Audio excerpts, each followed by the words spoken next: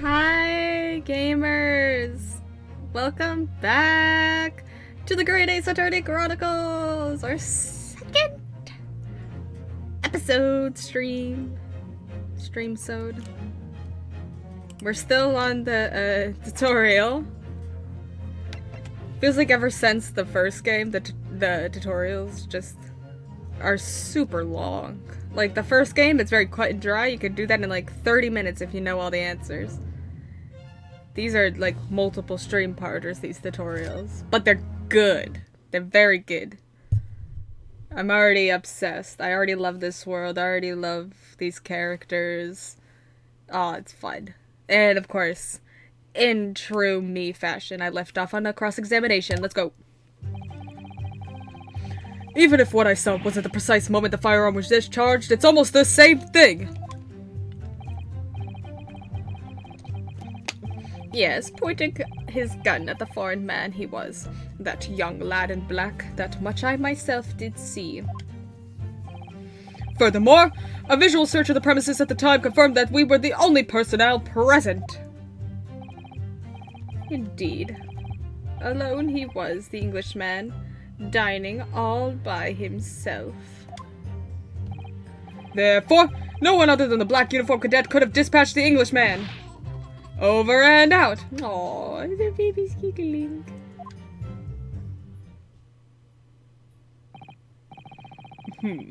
These. Yes. Oh, wait. I was reading that. These testimonies are certainly compelling. Yes, they are. I like how his thing's yes. Not objection, it's yes. Not hold it. Wait, that's nonsense. The victim, Dr. Wilson, wasn't alone at all. Please, enough of these outbursts already. But there was a woman! There was a young woman at his table! You must have seen her. Everyone there must have seen her. Look how they're looking away. They definitely saw her. Objection! Oh. If you call yourself a lawyer, then you will respect the rules of the court and speak accordingly. We are not here to listen to your fantasies. It is evident beyond all reasonable doubt that the victim was alone at the time of the incident. The prosecution has photographic evidence of this fact. Is this a photographic print of the scene of the crime, counsel? Okay. Indeed. Of the table at which the victim was dining, taken by an investigator immediately after the incident. As can plainly be seen, there is only one place set, right? Certainly. Based on the appearance of this print, it would be reasonable to conclude that the victim was not in the company of anyone else. This doesn't make any sense. The court will add this new photographic evidence to the record. Okay. A bottle of carbonated water and a steak lunch can be seen on the victim's table. I don't understand. What's going on here? It's just not possible that nobody else saw that woman. The waiter before said the same thing. He maintains that Dr. Wilson came to the restaurant alone as well. But that's not true! I saw her. Maybe you're crazy, buddy. It's okay. Aren't we all? I swear that I saw a woman with him.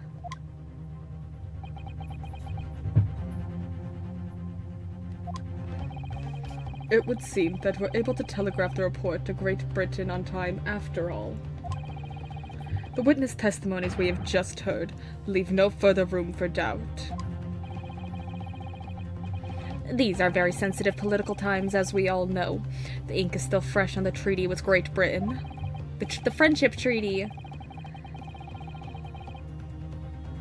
To think that I, Takatsuchi Ouchi, will have contributed to the amity of these two great empires is an honor.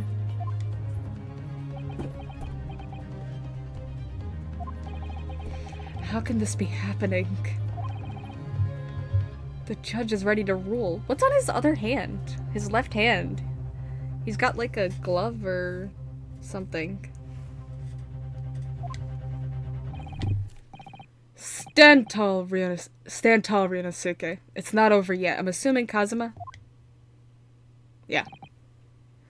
What? What'd you say? You got all poetic and stuff there. If what you say is true, then there's something going on here behind the scenes. And now is your chance to expose it. To draw out the truth in your cross-examination. Hell yeah. I don't know, Kazuma. The defense is entitled to cross-examine the witnesses, but make it quick. Understood? Understood, sir. Rules can be so unbending at times.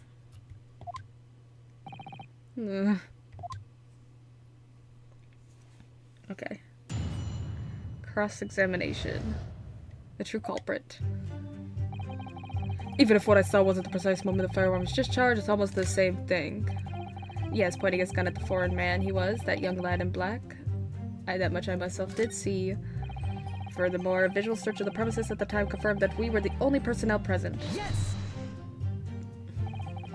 You must have noticed someone else at Dr. Wilson's table. There was a lady there. As you have been at pains to point out time and again, I feel I'm growing a callus in my ear.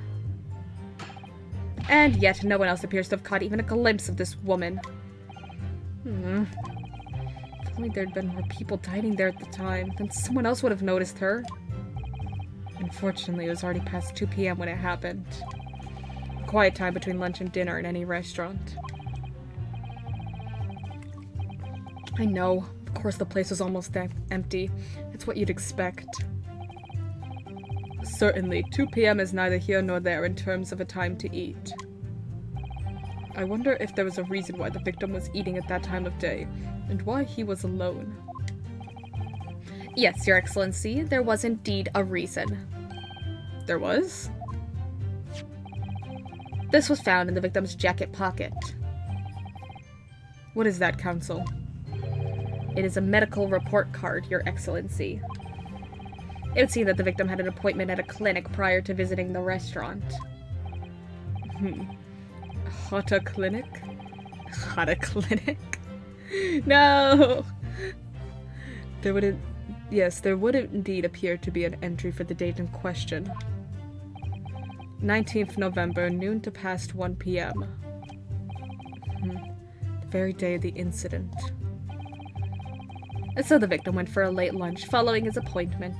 The explanation couldn't be more simple. The prosecution felt no need to submit this evidence before, as it really had no bearing on the case. I wonder... What do you think, Ryunosuke? Well, it is hard to see how it could be related, really.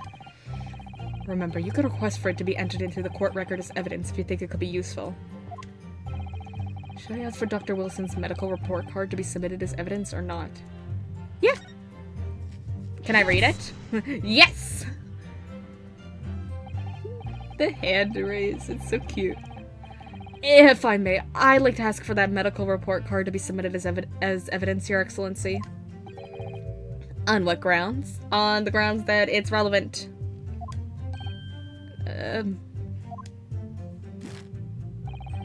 The court has already heard conclusive witness testimony. Additional evidence would be extraneous. Not to mention that the victim's movements prior to his arrival at the restaurant are of no concern. They are if you take into account motive, or all that. Objection! Objection. Whether or not they are of concern is up to us to decide. We have a right to explore all possible avenues. Thanks, Kazuma. You're so cool. I beg your pardon. You have no authority to refuse a perfectly valid request for the submission of evidence. Very well. The court will grant the defense's request. The youngsters these days are forever asserting their rights. No! Woo! Oh no! Okay. Youngsters these days are forever asserting their rights. It's a most disturbing trend. Ooh, boy. Officer, kindly add the victim's medical report card to the court record. For some reason, that reminded me we didn't check the profiles on our new guys. Izanoza, 38, an army sergeant of the Empire of Japan who witnessed the incident. And Kirio Korekuta, 67, the owner of Razote, who was hunting the Las Hoya era gold Kaban coin at the time of the incident. I pronounced all those words wrong, I bet. I'm so sorry. I apologize deeply. I'm doing my best. The victim's medical report card has been entered into the court record. What we need right now is no clues. We need blues clues. We have to explore things from every possible angle, even if they don't seem relevant at first. Right, I hear you. You can conspire to prolong this trial as long as you like, but it's the day after the festival already for you. Or perhaps you'd forgotten that these witness testimonies leave no room for doubt. Feel free to reiterate that for the accused, Korakuta-san. Okay.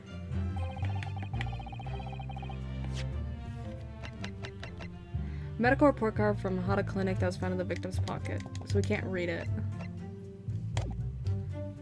Yes. So you actually saw that with your own eyes, did you? The victim, Dr. Wilson, dining alone? That I did. Forgive me for the position I place you in. So the testimonies of the old man, the soldier, and the waiter all agree on that point. Isn't that interesting? And let us not forget the incontestable evidence we have to support their statements as well.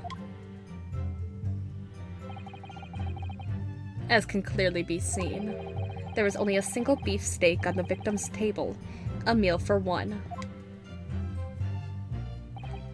No. The antiques dealer, the sergeant, and the waiter who testified before. It's not impossible that they're all lying. It's improbable, but not impossible. But if so, then why? That's a good question.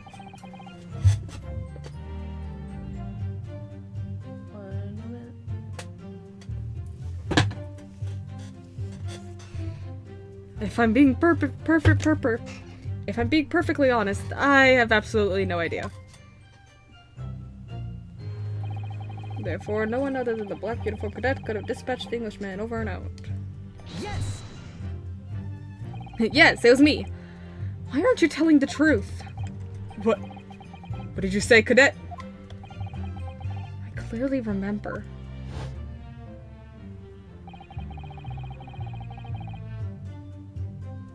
There was a woman sitting across the table from the professor. Perhaps one of you might not have noticed. But for both of you to have failed to see the professor's dining companion, it's just not possible. Unfortunately for you, Defendant Naruhodo, it's not just the case of these two witnesses alone. Sorry? The waiter, whose testimony the court heard earlier, clearly stated the same thing. He also said that the victim was alone. That's right. Precisely. In other words, we've been repeating ourselves. We've been through all this. You are the sole proponent of this phantom lady. You're the crazy one. But I...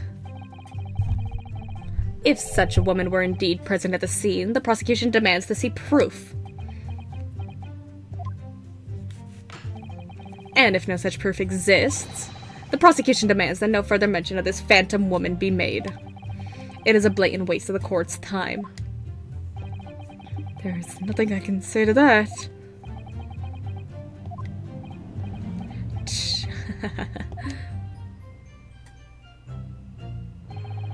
Excellent work, Rinosuke. We've gleaned some new information now. That there was no woman. Well, yeah, but I don't feel like it changes much. I can't see that it brings any real discrepancies to light.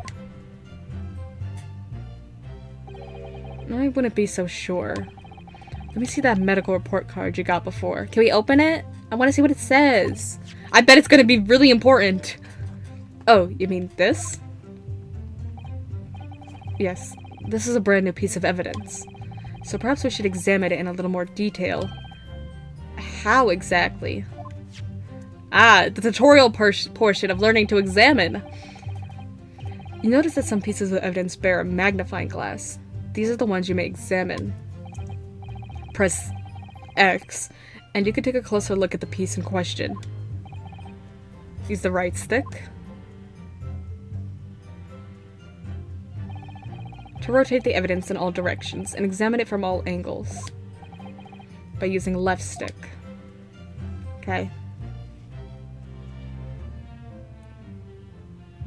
I got it. I got it. You can move the crosshairs around to hunt for clues that may have been missed before. If the crosshairs start to pulsate, press X to investigate further. So, partner, I think you should take a closer look at this medical report card. See if there isn't something new to be learned by examining it in more detail. Alright, I'll see what I can do. I need to use right stick, left stick, and X to inspect any area. Yeah. That looks suspicious. Okay. Medical report card required for every visit. Name, Mr. John Wilson. Hada Clinic. Dentist, Hada Clinic. Oh, dentist. It looks like this medical report card. Oh, look at our little characters! You know who's talking. That's so cute. Looks like this medical report card was first issued quite some time ago. I don't know. It says date nothing. It's probably a record of long-term treatment. That's why. With a family doctor, I imagine. Well, I can't imagine going to a doctor. I mean, as long as I'm alive, I'm never consulting one. Oh, okay. Okay.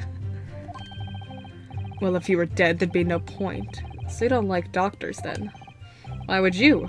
They make you drink horrible-tasting medicine, they give you painful injections, and then they demand lots of money from you for the privilege.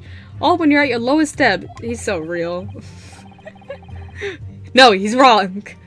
You sound like a model patient, with a bad case of stubbornness, no less, for which the only cure is very bitter medicine indeed. Okay. Can I open it?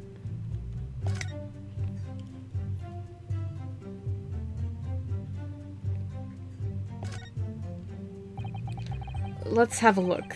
This is some kind of medical history.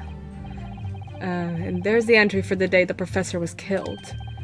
Extraction of molar with topical anesthesia. Extraction of molar? You mean he had a tooth taken out? Thanks for putting it in layman terms. It would seem so. Just before the incident, he had a bad tooth removed. Perhaps they used laughing gas. That's the most modern practice in the West for pain relief. Yeah, I've heard of this anesthesia. Although it's hard to believe that there's anything that can actually stop you feeling pain. There's a cautionary note from the medical practitioner as well. Strictly,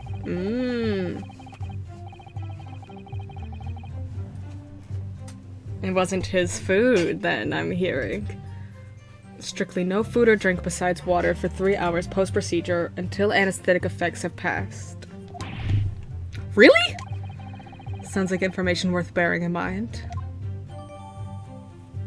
On the day of the murder, the victim had undergone dental treatment and had been prohibited from eating or drinking anything but water. With this new information, the meaning of that one particular statement totally changes.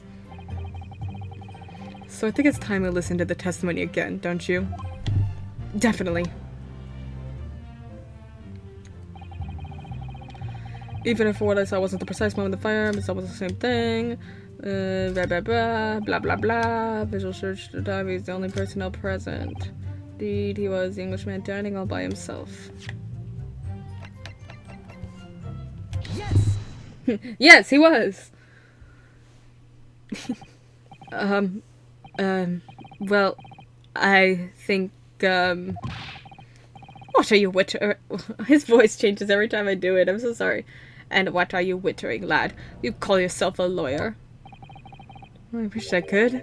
But first and foremost here, I'm the accused. Renasuke? Everyone stumbles on their words occasionally. Under the circumstances, I wouldn't worry about it. Thanks, Kazuma. I could see it quite clearly in the cross-examination you just carried out. When you raised your hand straight up like that, so purposefully, it was so hot and attractive. You knew exactly what it was you wanted to say. And that too. Don't feel like you have to choose your words carefully. Just say what you're thinking. Alright, and thanks for the advice.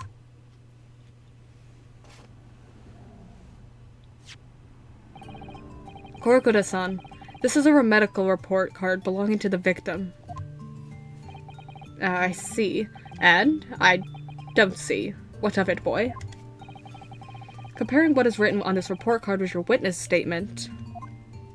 Ah! The little hand slaps get me every time. Something clearly doesn't add up. Dear me, dear me. Have you forgotten my words so soon, you amateur? Sorry, what? You are not to interrupt court proceedings with your amateurish drivel. But let's see if I can explain in words you might understand. It was after 2 p.m. in the afternoon when the victim was murdered at the restaurant. Whatever he may or may not have done before that time is completely irrelevant. but that's, Remember, Rinosuke, you don't have to use clever language or fancy words. Just make your point. Your Excellency, I believe we're finished here. There is surely no need to prolong this trial further.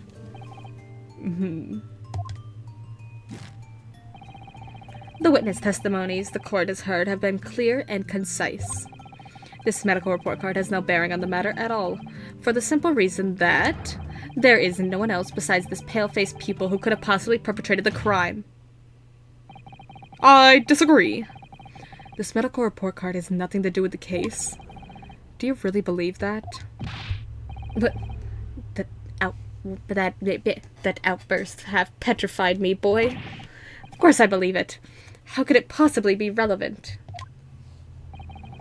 Perhaps because Hada Clinic, which issued the report card, is a dental clinic. A dental clinic? Is that supposed to mean something to me?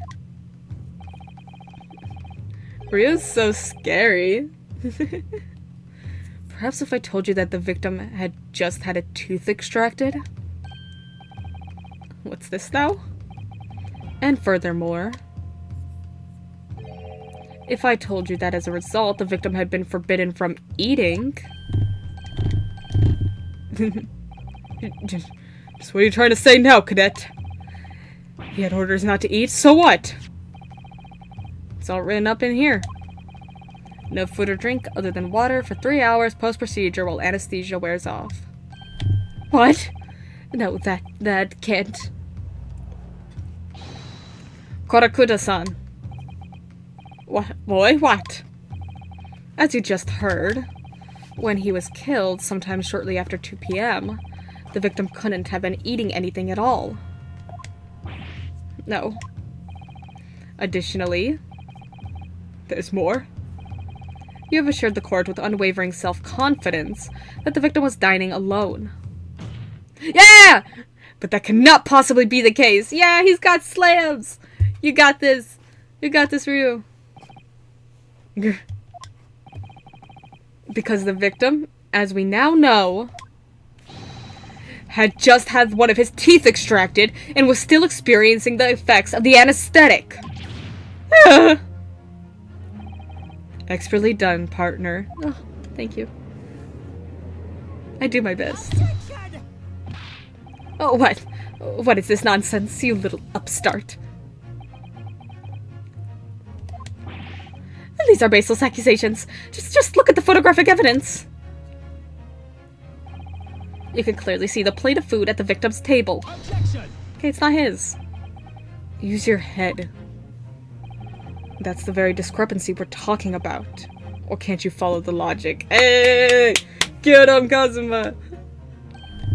How dare you? I think it's fair to say that the tables in this restaurant's case have turned. Wouldn't you agree, Rinosuke? Yes, most definitely. So, having just undergone some dental surgery, the victim was unable to eat. Which leaves one very crucial conundrum.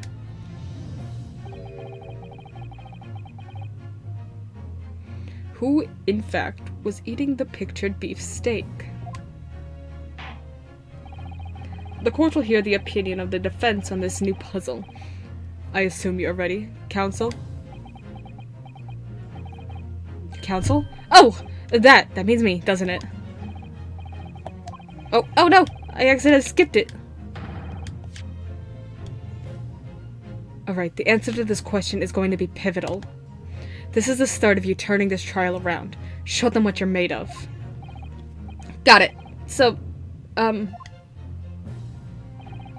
person eating the steak at the victim's table must have been the as an yet unknown third me. Third party. It was me. I did it. Obviously, it can only have been someone else who was sitting at the professor's table.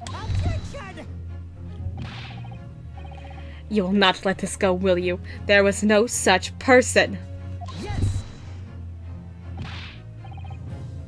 There was, because I saw her. When the incident occurred, we know that the victim couldn't have been eating anything. Yet we have evidence of a half-eaten steak on his table. Therefore, the only logical conclusion is that there was somebody else there eating it. Ugh. We have strong evidence to support our assertion. It's clear that these witness testimonies are unreliable. If the court decides to push through a ruling at this stage, we will lodge a formal complaint with the Ministry of Justice and pursue a fair retrial. Relentlessly. Oh my gosh! Kazuma, you're so cool! You're so cool! Kazuma. Are you insane? You would take on the government? Don't worry, counsel. I have no issue with you. I do. What do you mean? I have issue with them. Those two in the witness... those two witnesses in the stand. What? What are you talking about? We've demonstrated with evidence that the victim was not alone. So if it now turns out that the two of you are deliberately lied when giving your testimonies, obviously you'll be charged with perjury. Yeah! Get him with the perjury charge! Oh my gosh. Thank you, Kazuma. You're like the only person who ever has logic. Perjury? That's unheard of in these games. Nobody gets charged with that. All witnesses do is lie. And since this is a murder trial, you will also be deemed complicit in the killing. Oh my gosh, Kazuma, where are you in the future? My sweet angel. Complicit in murder? No!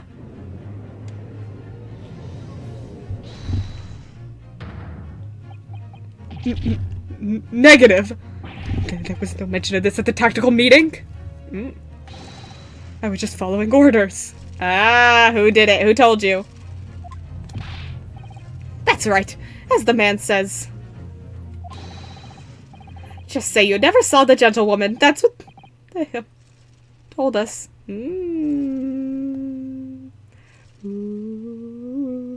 did it?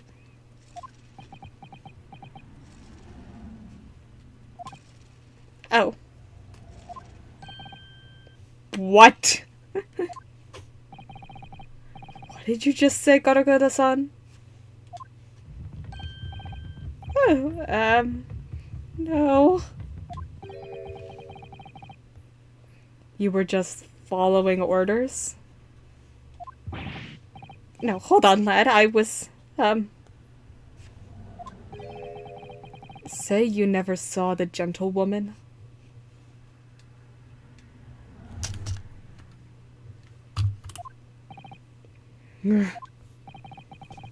When you say gentlewoman, do you mean you saw the victim with the lady from overseas? Oh.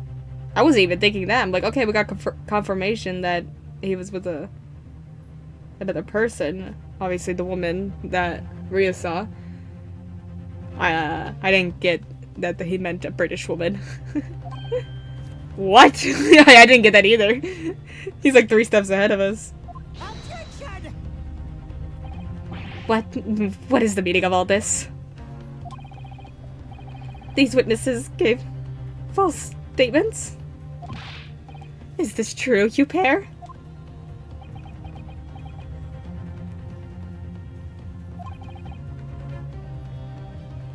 Just one simple slip of the tongue.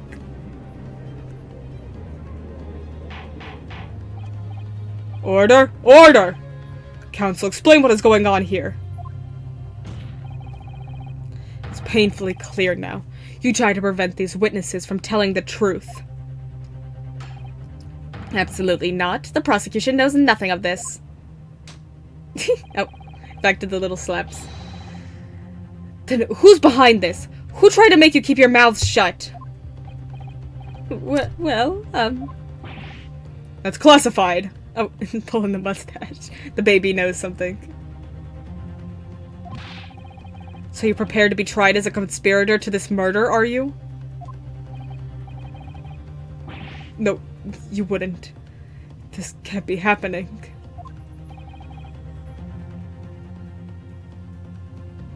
Rinosuke. Judging from the way they're reacting to this,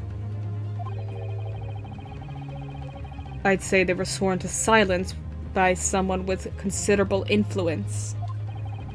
However, I don't believe Ouchi had any idea about it. What are you saying? I mean, to wield that kind of...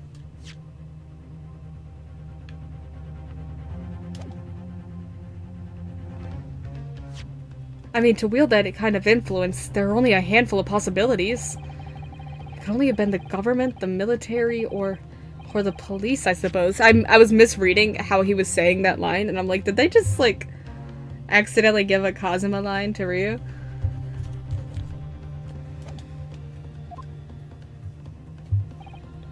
Well, any ideas about who might have been behind this? If we could affirm who tried to silence these witnesses, then we can continue our pursuit. So we need to name whoever it was that tried to make the witnesses keep their mouths shut. And we'll save.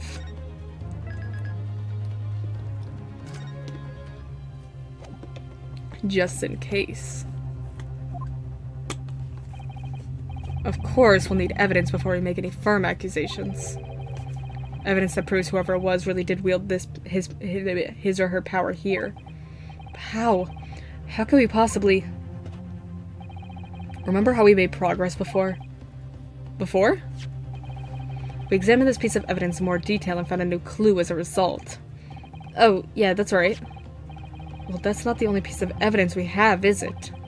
We need to re-examine everything and make sure there's nothing we've missed. There's no time to lose. I want answers, okay? We're examining everything! My personal student number is engraved on the back here. If you lose your pin, they won't accept you as a UMA student at the university. You may not come in, they say. Of course, you can get a new pin made if you can just tell them your number. I've actually lost mine twice already, but I still don't know my student number by heart. I always say to myself, I mustn't forget to write it down somewhere, but then I forget not to forget that. The symbol of Yumeo University. Every student wears this pin with pride. It's funny, but most emblems seem to be either round or rectangular.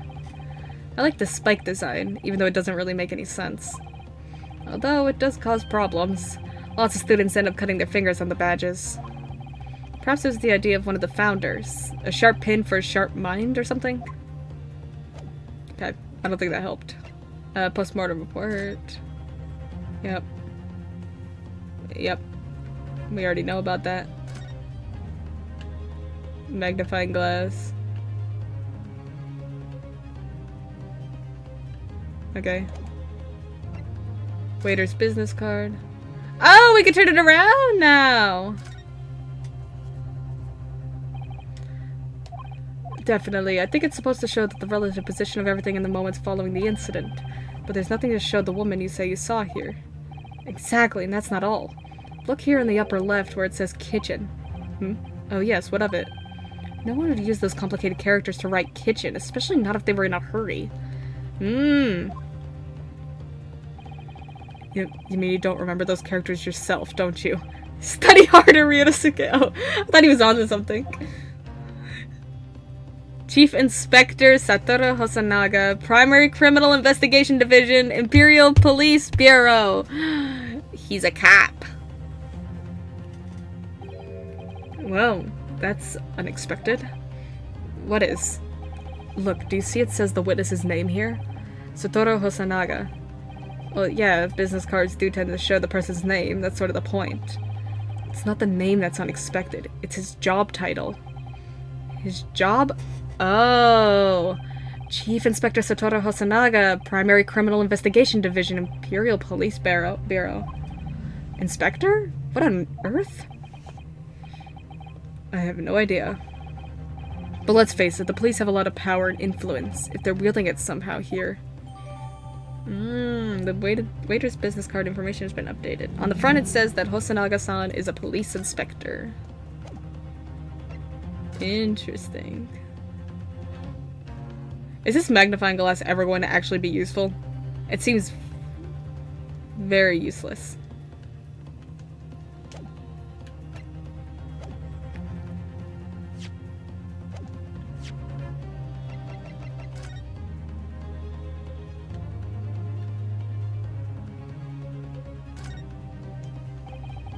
It says Hada Clinic on this medical report card.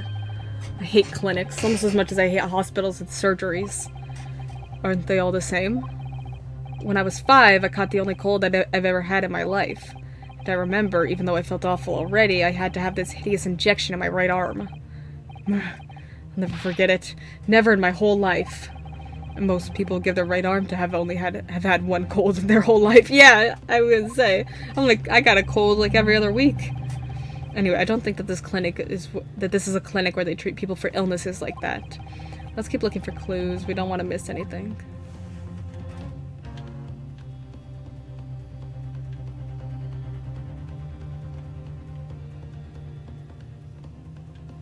Okay. I think we got everything on that. I want answers. If it's proven that the witnesses have been manipulated, I assure you the penalty will be severe. Please, wait. Your Excellency. I have no idea about any of this. I swear to every Shinto god. I knew nothing. And what does the defense have to say about all this? Well, Your Excellency. No time to think. I'm gonna just have to close my eyes and shout out the first name that comes into my head. I know who it is.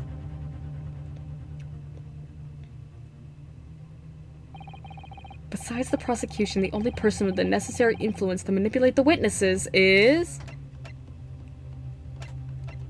you! Yes! Well, surely that would be Satoru Hosonaga-san. Hosonaga-san? The waiter who took the stand earlier? Poppycock! What possible reason would the waiter have to make these witnesses give false testimony? Not to mention the fact that the head waiter could not possibly have that level of influence. For once, I would agree with you. If that is, the man were truly a waiter. What? If he truly were? Come on, Ryunosuke. Time to hit this court with the truth.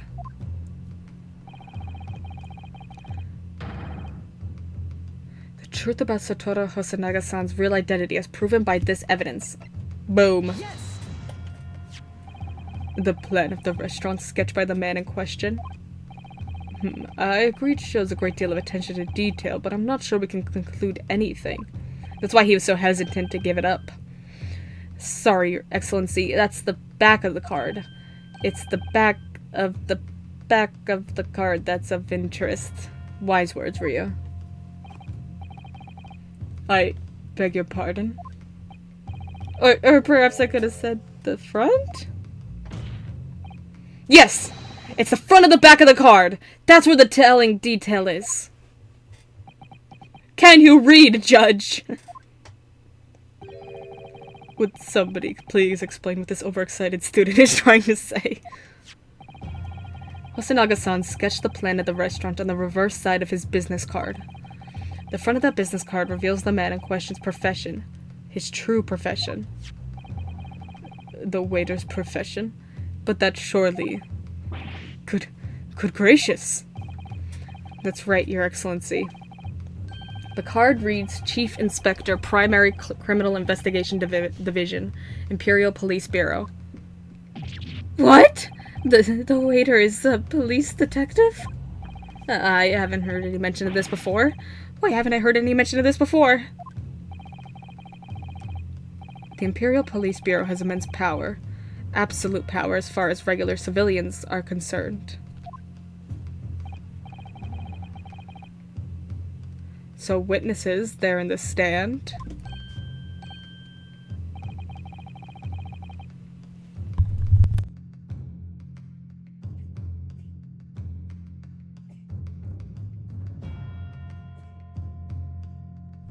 Oh. Was it in fact the waiter who gave you your orders? Was it he who told you not to mention that you'd seen the foreign gentlewoman at the scene? Well...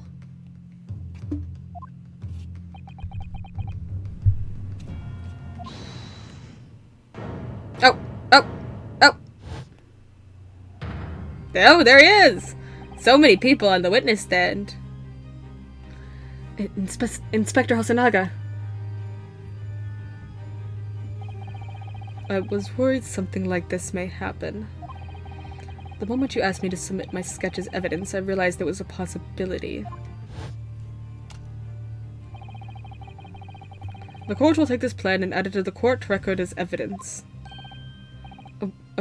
Well, yeah, he was so sus. Is there a problem?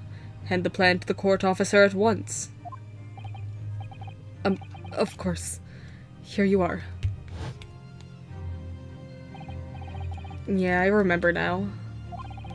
He did act strangely when the judge asked him to hand over his business card. I strive to carry out all investigations flawlessly. It's my guiding principle. But I let myself be distracted when I made that sketch. It was an unusually careless mistake. So, you mean to say you really are a detective?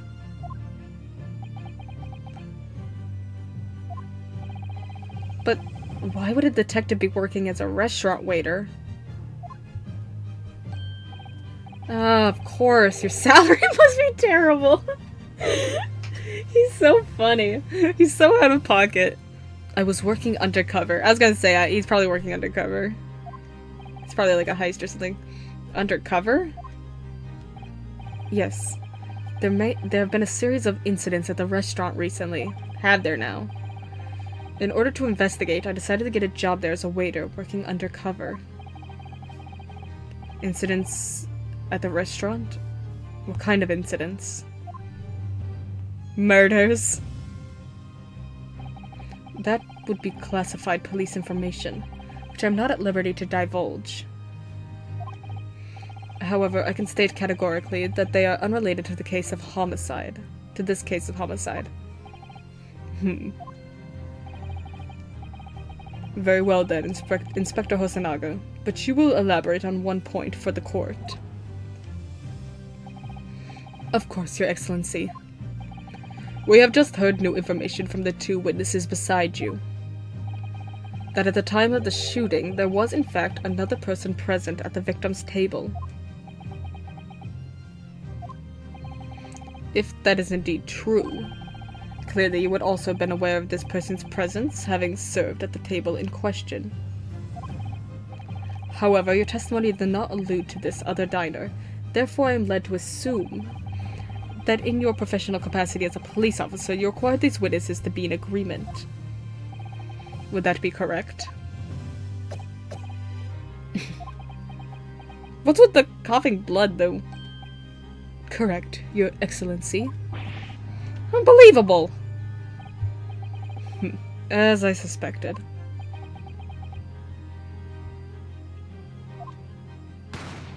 Ah! As soon as I heard the gunshot, I ran out of the kitchen to see what had happened.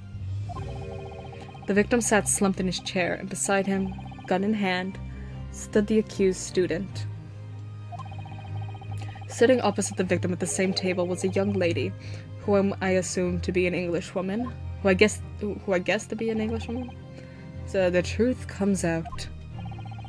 I immediately sealed off the restaurant and reported the incident to the Bureau. It was then that I received some special orders. Special orders? You mean to say, remove the Englishwoman from the scene at once? It was made clear that the Englishwoman's presence at the restaurant was to be concealed. Those were my orders. You're gonna die in 7 days? What happened? What happened? Free me. You have been freed. Those were my orders. But what if this Englishwoman was the killer? I think it would be in everyone's best interest not to pursue that idea. The Empire views the friendly terms of its relationship with Britain more highly than anything at the moment. An Englishman has been murdered on our soil. To name an Englishwoman as the primary suspect, well, without irrefutable evidence, that would be completely out of the question. So that's the reason for the disappearance of the Phantom Woman in this case. But it's not right. I've gone out for 7 days straight. Oh my goodness. 7 whole days straight. Oh. I missed what he said. It's fine.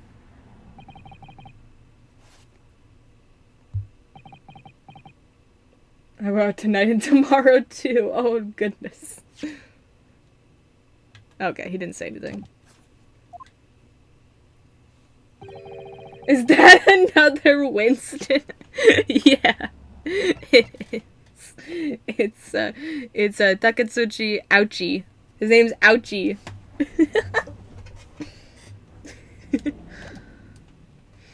One possibility does spring to mind. Ouchie. What do you mean, Kazuma? Yume University is currently hosting a number of exchange students from Great Britain. That's why I've not been here. No, you're good. You're good. And I'm fairly certain that one of them, studying in the medical faculty's research laboratory, is a young English woman. What? You're a shrewd man. I can see why you're the chosen candidate for the overseas study tour. How's he know? How's he know? You mean, when I removed the woman from the scene of the crime, I thought it's prudent to check her identity first.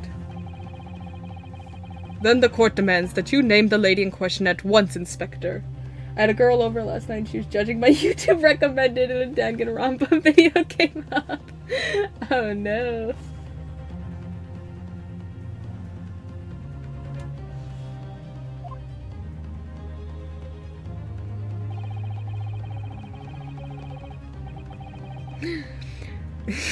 Back to killing my liver. Have fun.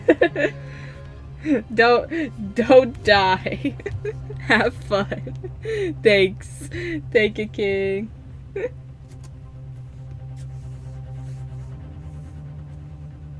Double reverse, I'm quitting soon. I got you. The English woman sitting at the university professor's table was a certain Miss Giselle Brett. She is indeed a foreign student studying in the research laboratory of Yamei University's medical faculty. What? What is happening here? Oh, he's so tall. I admit that under orders from the police bureau, I erased all evidence of this lady's presence at the scene.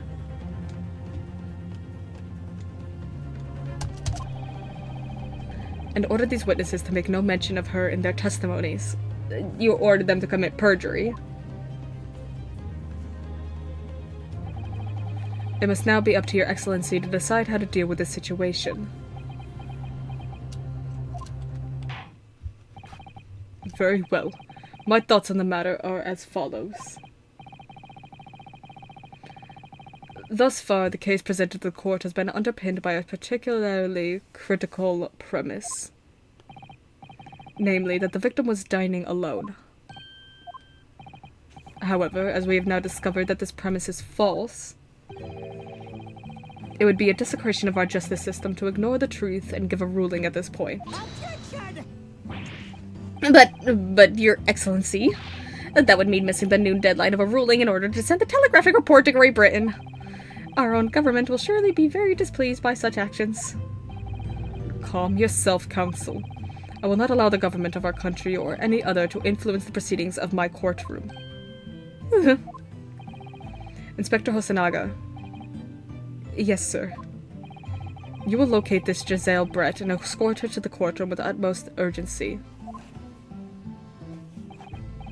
At once, Your Excellency. But that means you'll be going against the special orders you were given from the police bureau. As I said before, it is my guiding principle to carry out all investigations flawlessly. So it won't be a problem?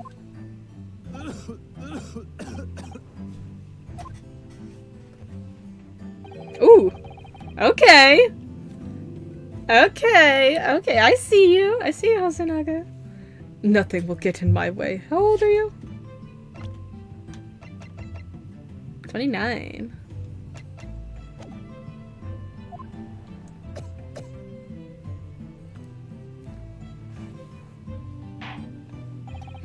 Court will adjourn briefly.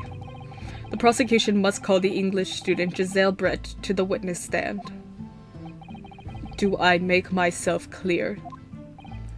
Yes. Your Excellency! Good. Then we'll have a 30-minute recess before reconvening.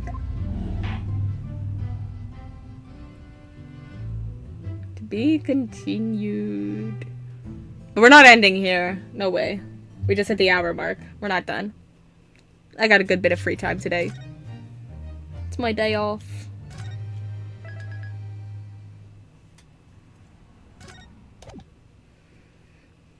Gonna try to beat this first episode today. Try to. Not guarantee.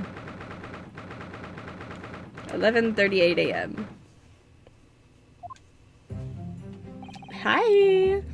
Excellent work, Ryunosuke. That was superb. We know that word? In whatever year this is? Oh, my heart was in my mouth the entire time. It was almost unbelievable. I mean, looking at you in there. You were drenched in sweat, your eyes popping, your knees knocking, and you were grinding your teeth. It was a grim sight, but before I knew it, you'd started finding inconsistencies in the testimonies. I think you might have a natural talent for being a lawyer. Aw. Stop it. It's like it's in my blood or something. Forget it, it's terrifying. If I get through this, I don't ever want to see the inside of a courtroom again. I don't, judging by how there's 2 games of this, and you seem to be the main character for both of them, I don't think that's gonna be the case. Anyway, it looks like we've exposed your phantom lady at last. Miss Giselle Brett, a student from Great Britain, is she? That's what I was trying to tell everyone from the start! Dr. Wilson wasn't alone! There was a young woman with him, like I've been saying all along. Oh, my sweet boy. Yes, you have, haven't you? Might not be overconfident in the courtroom, but my powers of observation are one thing I am sure of. Ah, so that's your superpower. Yes, I can see that. So, about this young gentlewoman. Thanks to our detective friend, she was hastily escorted away from the scene, it seems. Did you see what happened with that? No, I didn't see any of it.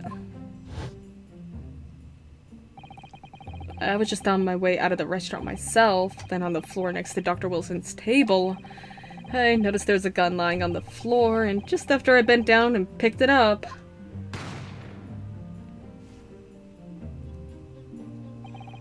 I didn't have time to think about where the sound of the gunshot had come from. The waiter ran over to me, looking as white as a sheet, and he bundled me into some sort of small pantry next to the kitchen. Fast thinking by the detective, he apprehended his suspect without a moment's delay. Yes, and because I was shut in the pantry, I've no idea what happened outside in the dining area. I'm assuming it's the... what was his name? Mikotoba.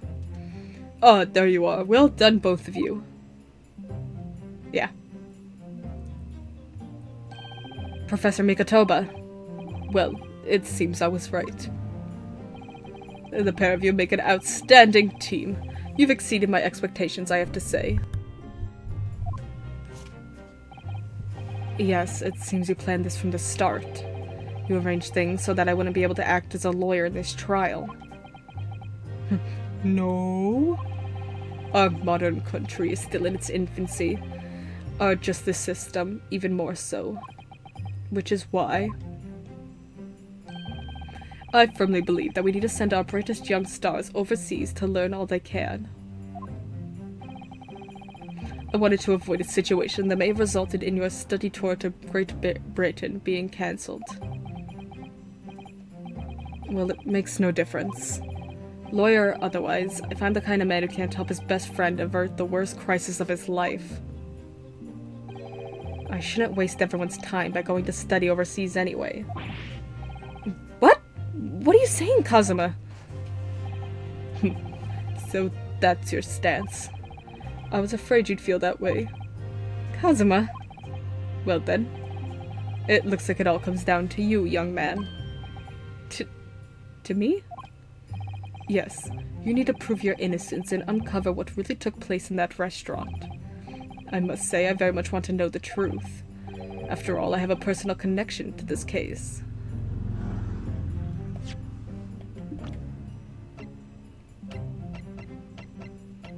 You had a romantic relationship with Wilson, I got it. I don't know. Come to think of it, he said the same thing earlier this morning, didn't he? If you don't mind me asking, Professor, did you know the victim? Intimately. Oh! Yes, I did. As you're probably aware, Dr. John H. Wilson was a visiting professor at UMA, and it was I who invited him. Oh! I see. I didn't know that before. Anyway, you're about to go into battle. The victim was a university professor from Great Britain, and a well-known one at that. Naturally, our government is looking to identify and punish the culprit as quickly as possible. But let's not forget who we're going up against. The gentlewoman whose involvement our police bureau went to extraordinary lengths to hide. Yes, and I'm sure the prosecution will be using every tool at their disposal to quash your case. But I've no doubt that your pair will put up a good fight right to the last. Best of luck. Thank you. Now then. I need you to run an errand at the university at once. There's something I think we may need. Of course. Good luck, Kazuma-sama.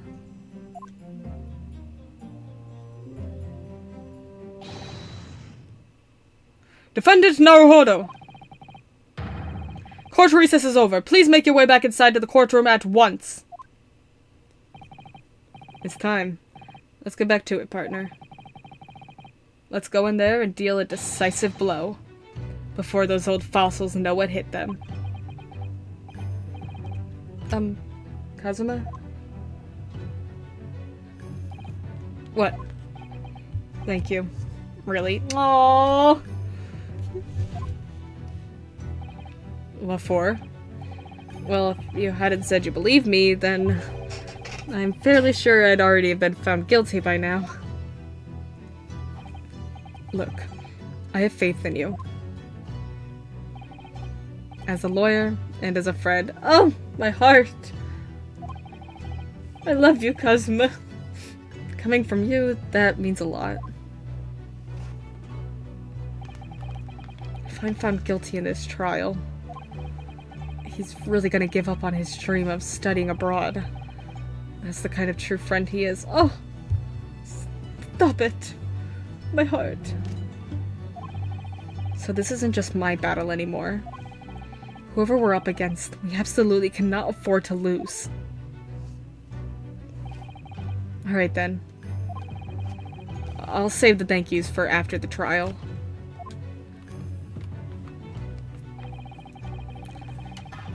You can treat me to one of those sukiyaki meals I like from Yume Cafeteria on University Street. Oh my god! Stop it! They're too cute! With an extra large portion, of course. I love them.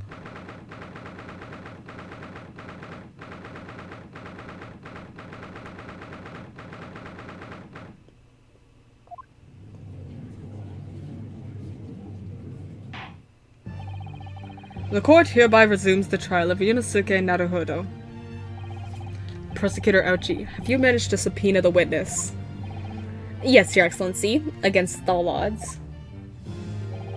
And thanks to a certain young stripling, the prosecution is now under rather painful scrutiny from the government. Sorry. Let the government scrutinize. That's their job. It's nothing to worry about. It's highly unlikely that the good relations we forged with Great Britain will emerge from this trial unscathed.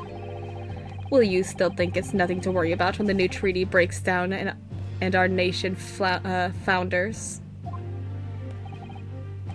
Again, terribly sorry.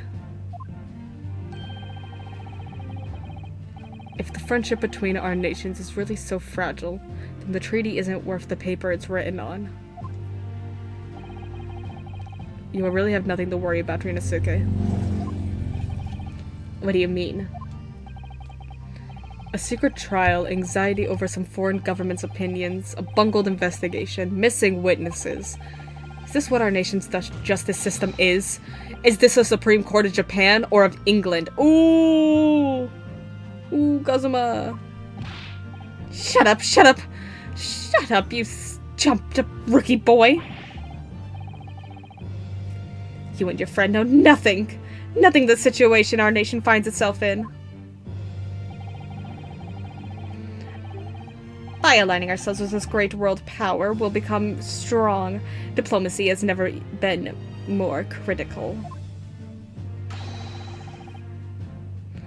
Steady political maneuvering is what will secure our futures.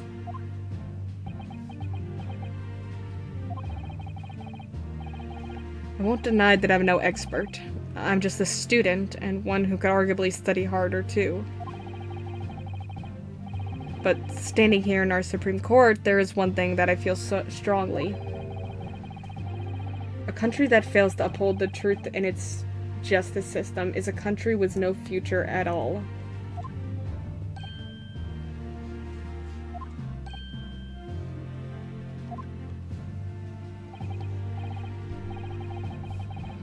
Well said, Rinosuke. Despite the wide-eyed look of terror. You little brats! Thank you, Counsel. The court is the pinnacle of our nation's justice system, and exists solely for the pursuance of truth. With that in mind, this trial will now resume with the next witness taking the stand. The visiting student from Great Britain, Miss Jezail Brett. Yes. Your Excellency.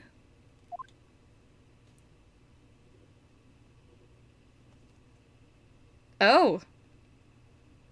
Okay.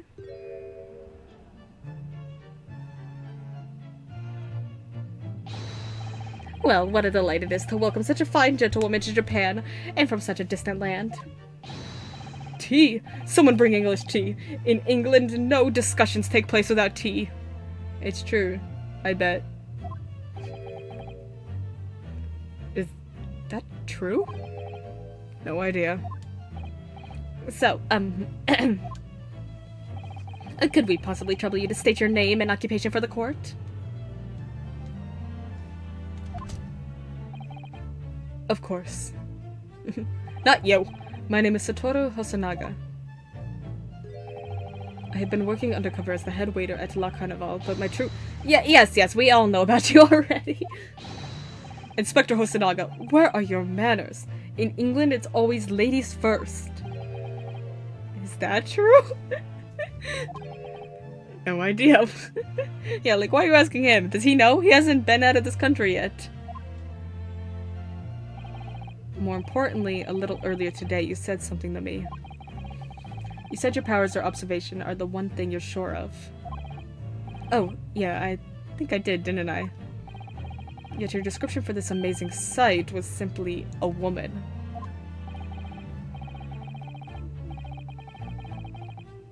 Sorry, Rinosuke, but powers of observation aside, your powers of description are sorely lacking. Guilty. Sorry. So, dear lady, once again, if we may trouble you for your name and occupation, please.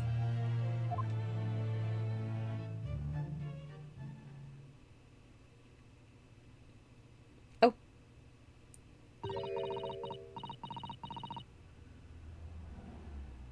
Got it. Yeah, noted.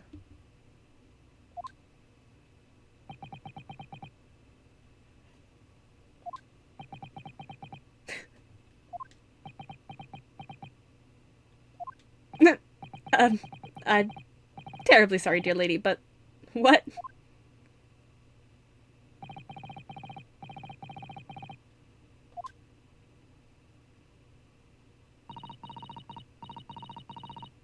Okay. Is she speaking English, and that's why we can't understand her? Is that what's happening? The lady says her name is Jezail Brett. She comes from London, England.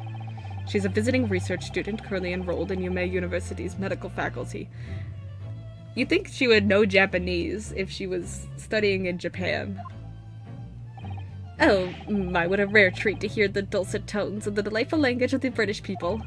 Yeah, okay. I'm afraid I don't understand a word you said, but it was as beautiful as the hummingbird's song. As far as I can tell, the detective is translating her words faithfully enough. Yeah, I agree. You'll obviously do fine in England, Kazuma. Her English doesn't rattle you at all, does it? Nor you. You clearly have been paying attention in your English classes, Rinosuke. The court thanks the beautiful lady for taking the stand. Now, if we may trouble you to confirm something, Miss Brett. 3 days ago, at a restaurant called La Carnival, a grim murder took place.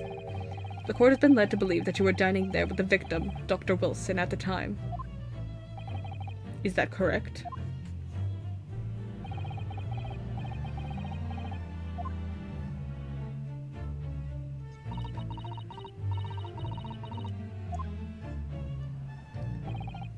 She says yes. It seems like she said more than yes. This could take some time. So even though she's studying here in Japan, she can't speak any Japanese? That's what I said.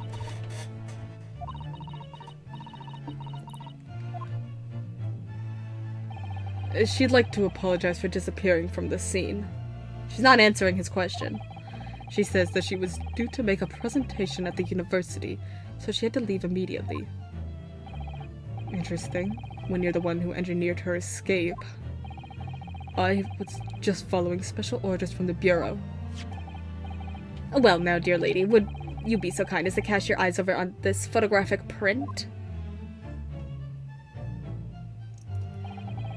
Seeing as you were so unfortunately present at the scene of the crime, could it be that your resplendent eyes caught sight of the wicked perpetrator, perhaps?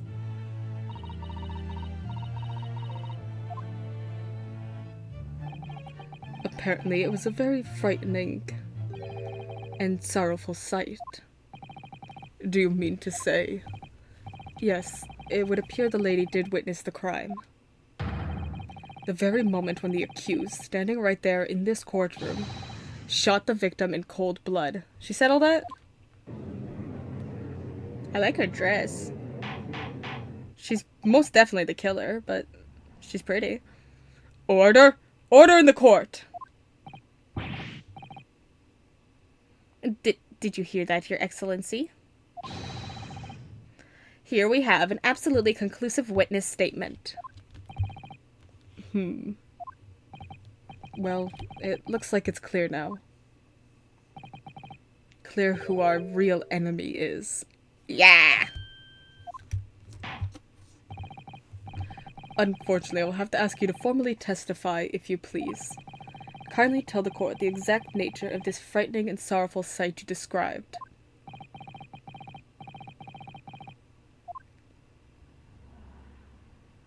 Can you tell the court?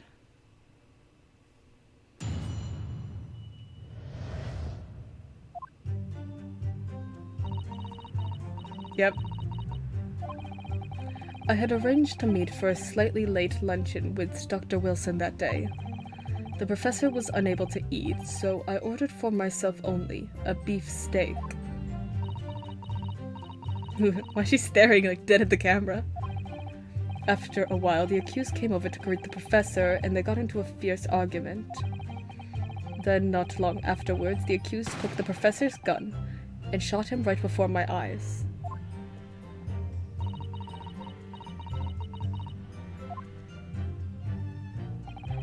I don't carry a gun myself, so obviously I couldn't have been the culprit.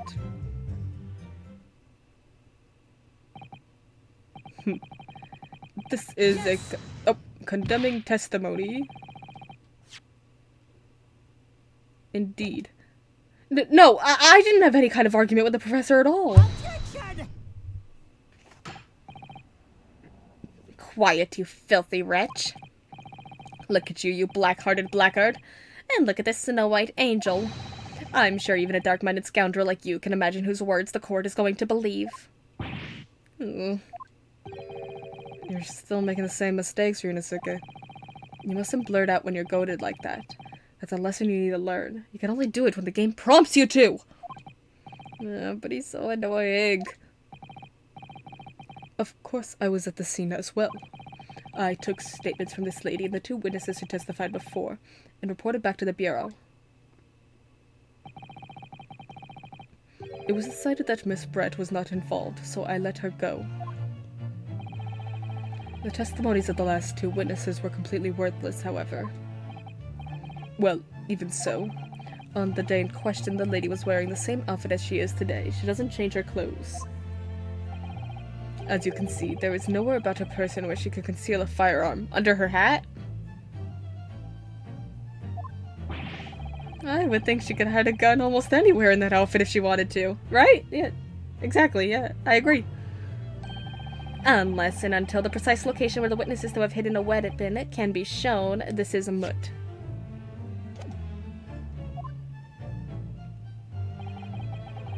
There are no pockets in my outfit. I have nowhere to hide a gun. These are the witness's own words on the matter. Ugh, that's ridiculous. If only I was allowed to lift up... Oh my goodness! Buddy! That's ridiculous. If only I was allowed to lift up her dress, I could prove it. Don't think about doing anything rash. Thank you, Kazuma. Thank you. Stop him. Put a leash on the boy. But I didn't fire the gun I picked up. There must have been another gun there that day. You're right about that, which means this lady was hiding a gun somewhere. Yes, that's what we have to prove now. And to do so, we will need to pull her testimony apart. She's smirking! She's smirking! The defense may now cross-examine the witness. Oh, yes, Your Excellency.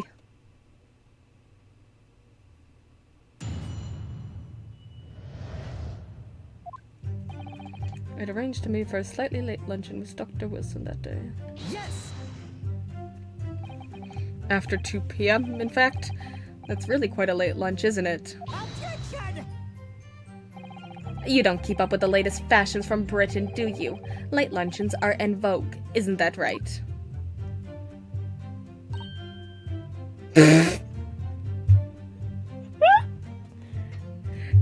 No. A decisive English no is quite a sting to it. The gentlewoman is currently working in the victim's research laboratory, it seems. So it's apparently a daily occurrence that they would lunch together. But on the day in question, the victim had another appointment at the clinic first. Yes, which we can prove from the medical report card that was submitted as evidence earlier. That's right. Miss Brett and the victim went to lunch following the victim's treatment, which is why it was so late, but he couldn't eat, so what was the point? Yes, that all makes perfect sense. With such wonderful logic, what a shining example of English intelligence this fine, gentlewoman is. So you both arrived at the restaurant. What happened next? He was unable to eat, so I ordered for myself only. Yes! He was unable to eat, you say? And that was because he just had a tooth removed at the Hada clinic, correct? That's right. You're supposed to actually check with the witness before answering. Was Miss Brett aware of that fact? It seems so, yes. She'd heard that the professor was to have some dental treatment. So that would mean that it was you who ate the steak pictured here? Is that right, Miss Brett? That's right, yes. The print you have there shows the table exactly as it was left after the horrifying events. Exactly? Exactly as it was left. But why is it on his side of the table? She moved it. Or somebody moved it. Dear me, what a harrowing experience. To have traveled to a distant island on the far side of the world and be embroiled in such a tragic incident. Have no fear, my dear lady. I swear I will crush the evil fiend that has subjected you to this terrible plight. So the victim, Dr. Wilson, had nothing to eat or drink at all? That's right. Other than some carbonated water. Just water? Yes, the professor was unable to eat, but he had been given permission to drink water. So it appears that the diners toasted their lunch with a glass of water each. They each raised a glass of carbonated water. Then where's the second glass? Where's the second glass? Where's the second glass? There's only one glass. I have issues. What do you think, Rinosuke, about the witness's last statement? It's very important. Where is the second glass if they both had water?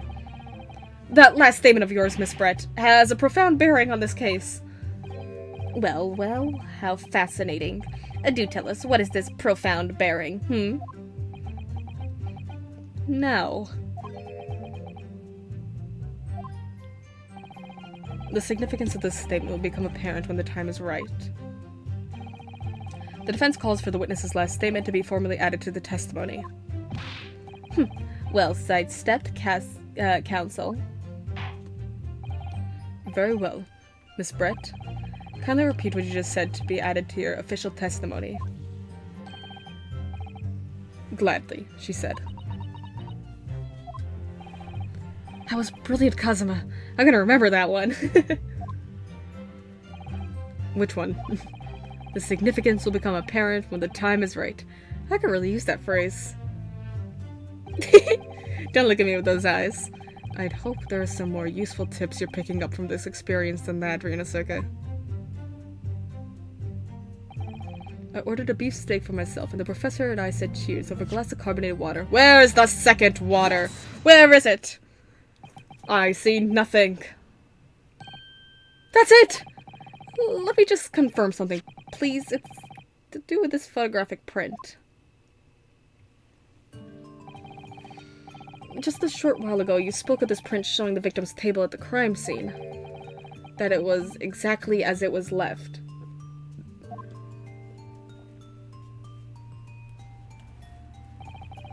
That is correct, the lady says.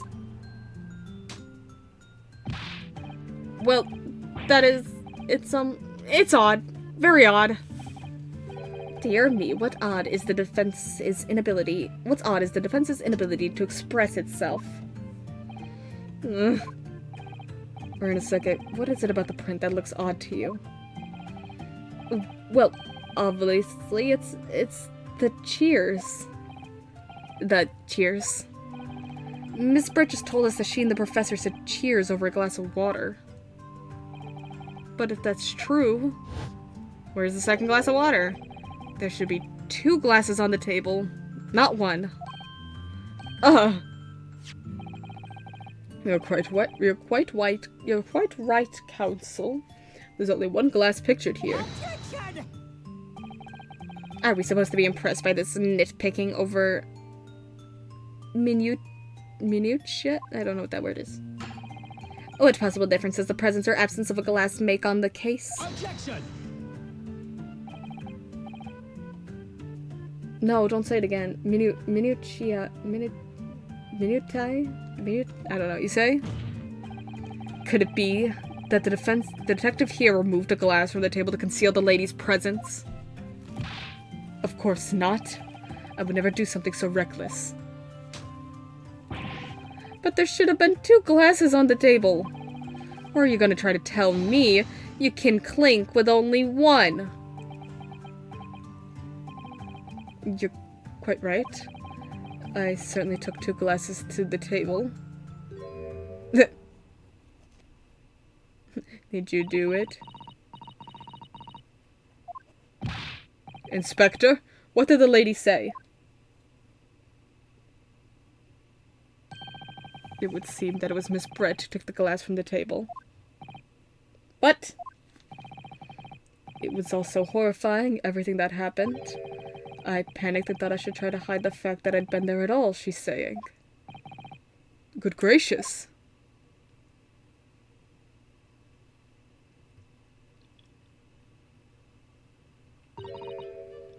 Sorry. Sorry.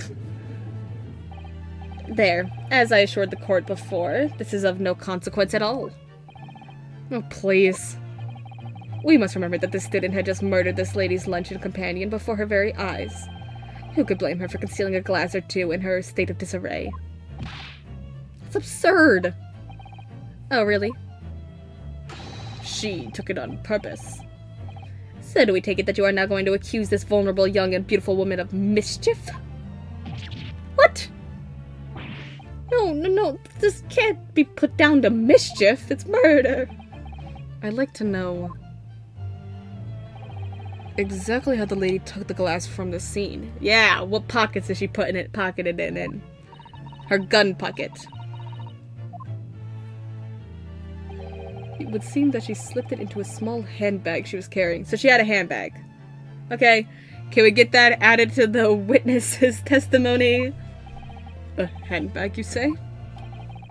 Yes, Your Excellency. A small handheld pouch commonly carried by well-to-do women in England. That's not says it all. To steal a glass and put it in a handbag. So the beautiful lady has very graciously explained how and why she removed the glass from the scene now. However, the fact remains that this glass had absolutely no bearing on the case.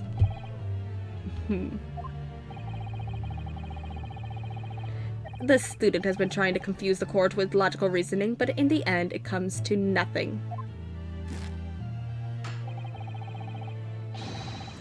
No more pretentious accusations. You have wasted enough time already.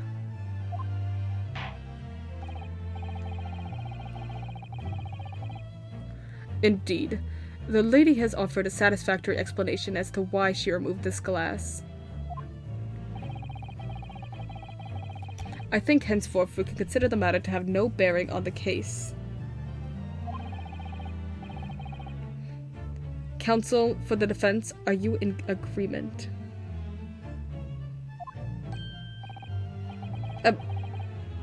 Well, I don't know, really.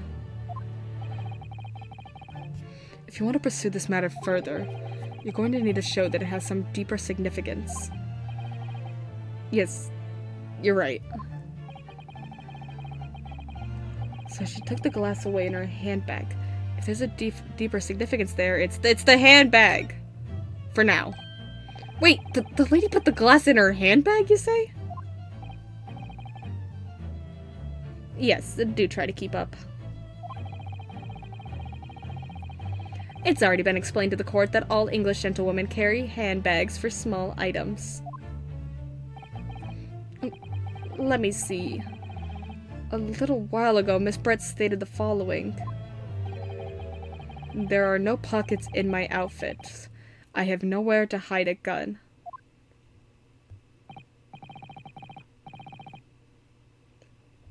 But what she forgot to mention was her handbag, in which it would be perfectly possible to conceal a gun. You're right. Well done, partner. I had a feeling you'd pick up on that, too. What are you insinuating, you vile blackguard? It's really very simple. The gunshot was heard when the defendant picked up the gun from the restaurant floor. As he didn't fire that gun, we could deduce there must have been another firearm at the scene. The true murder weapon, if you will. You can't seriously be suggesting. Inspector Hosonaga. Yes? Did you or did you not search Miss Giselle Brett's handbag on the day of the murder? Giselle? No, sir, I did not. As I thought. In other words, another gun, the one that was actually used to kill the professor, could have been hidden in Miss Brett's handbag. No!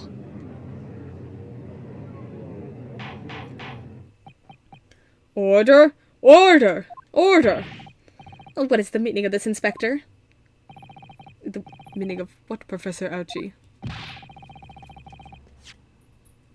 Prosecutor Ouchie, sorry, not Professor. Why on earth did you not have the lady open her handbag and show you the contents at the time? Thanks to your bungling incompetence, now she has to endure these uncomfortable accusations. Brilliant work, partner. Now we have a chance to expose the real woman behind the mask. Batman! Do you think so, Kazuma?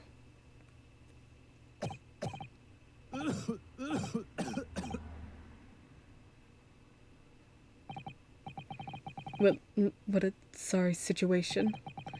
Clearly you have no faith in the police. As I said, I did not search the lady's handbags after the shooting.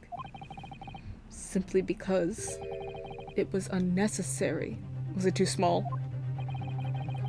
Necessary in what way? I ought to thank the student lawyer, really. I have a piece of evidence here that I had completely forgotten about. This photographic print.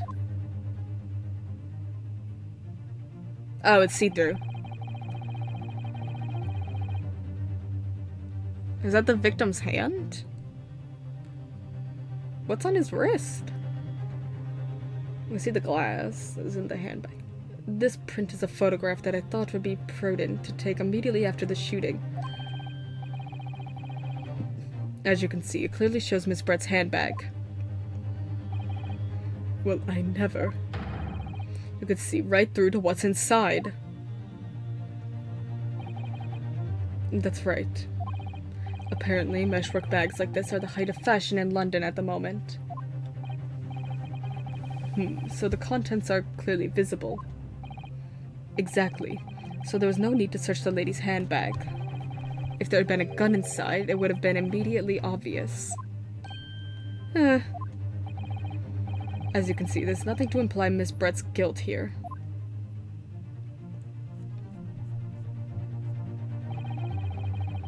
Thank you for helping to prove that, Naruhiro-san.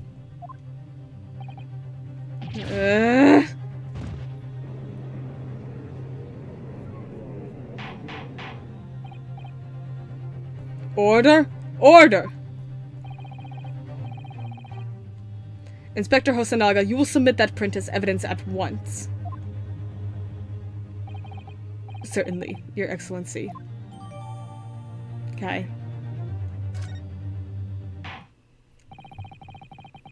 I think you've had long enough to cross-examine the witness counsel.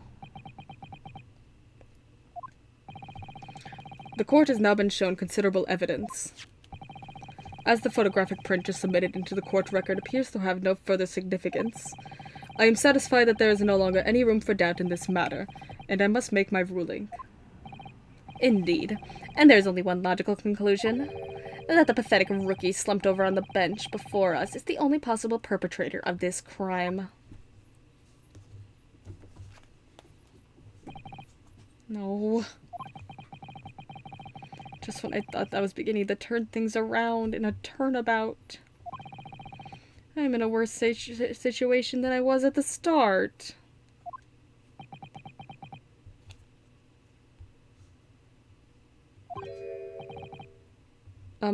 Kazuma? I'm sorry. Ranosuke. Now that the cross-examination of the witness is over, there's no way to force the trial to continue. What? You mean this is it? It's not it. We're not ending. But I do need to go run and do something. So I will be right back.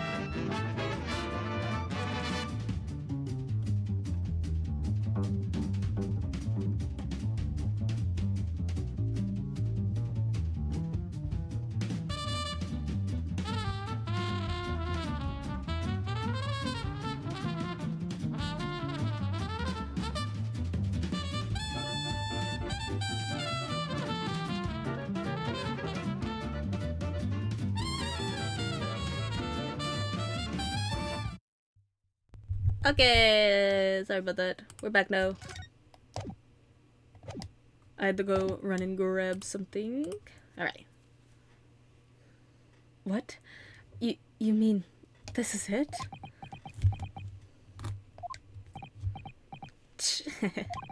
I must say you put up quite a fight for a rookie student. But the weak are meat while the strong eat. You are wasting your time. There is no way to defeat true justice. A fact you can chew on to your heart's content from the inside of your cell. This can't be happening. Am I really going to be found guilty of a crime that I didn't commit? And Kazuma, his dream of going to study in Great Britain will slip through his fingers. Kazuma, what? Is there really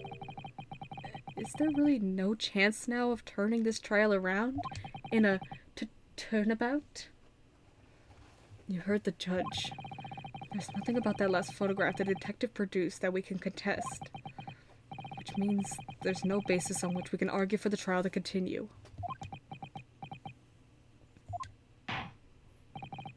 Very well. I will now proceed immediately to the ruling. It seems we'll be able to report to the British government on time after all. Hello! How are you? Ouchie is the best. That smug little. Ryunosuke Naruhodo, having considered all the evidence placed before me— oh!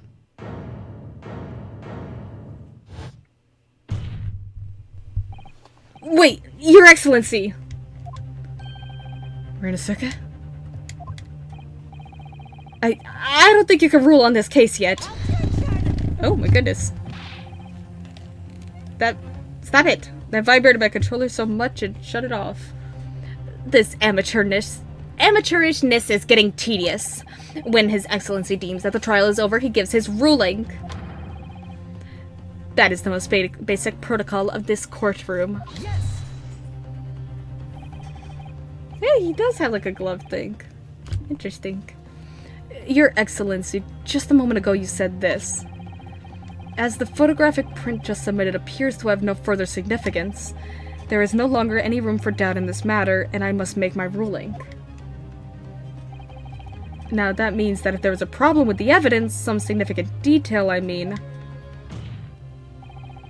then ruling on the case at this time would be out of the question. Objection! This is blatant straw clutching. Look at this photographic print. All it shows is that the handbag the gentlewoman was carrying on the day in question. There could be no problem with this evidence. You better know what you're doing, Ryunosuke. I understand your objection, counsel. Certainly the new evidence submitted by the detective has not undergone the court's scrutiny. However, I fail to see how we can glean any new information from this handbag. Huh! My thoughts exactly. Really, the prosecution is becoming tired of this rookie's desperate wheezes. Yes, I'm desperate, but this isn't a wheeze. There's something about this photograph which just doesn't seem right. If only I could put my finger on it. Very well. I will grant the defense one final opportunity.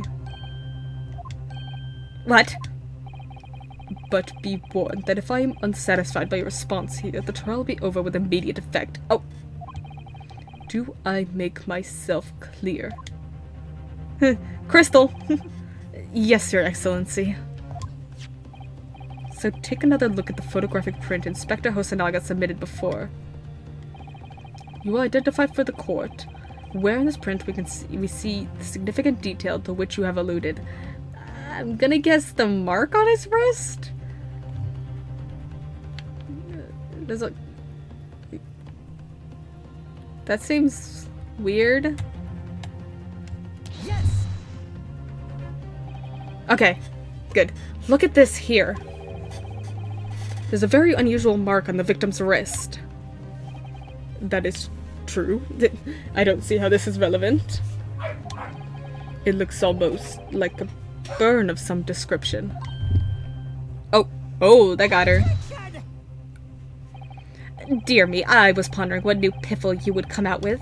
A burn, you say, on the victim's wrist. Clearly that has nothing whatsoever to do with the magnificent lady's handbag. She had a reaction to it, though, so it probably does. Yes, that is a burn mark, you're right. Go on, Inspector. The police coroner also noticed it when he was performing the post-mortem examination. It was deemed unrelated to the cause of death, so he didn't note it in his report. What did I tell you? In any case, we have no idea when the victim suffered this burn, do we? And no possible way of knowing, either. The more I look at it, the more I find myself intrigued by the curious shape of this mark. It's like an upside-down bull. However, as Prosecutor Ouchie points out, unless a firm connection to the case can be shown, I cannot allow any further time to be spent on the precise details of this burn.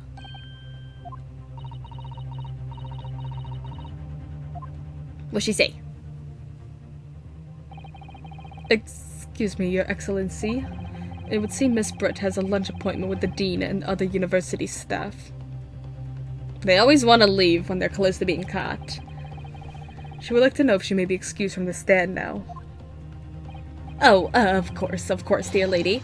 We shan't hold you up any longer. I'm quite sure His Excellency is about to give his final ruling anyway. What's your thinking on this, Reneseka? Do you believe this burn has something to do with the case? Well, it has to. To be honest, I'm not really sure. But if I don't keep pushing, then it's all over. So I was thinking I should keep digging and digging in the hope that I might uncover something useful. Smart. Smart boy. Yes, you're right. I am? Oh. If we can just link that burn to the case. If we can do that, we might be able to prise the shutting door back open again. Just give up, Counsel. You can't possibly hope to do that. Indeed. I'm afraid that without evidence, I can't allow you to pursue what is little more than conjecture. But if we had evidence that irrefutably linked the burn on the victim's wrist to the case, then you would allow it? I would, yes. To tell the truth, I hadn't noticed that burn. But as soon as you pointed it out, what I did notice was the color draining from Miss Brett's face. I noticed that too! She got weird. Really? I have to find some link between that burn and the case.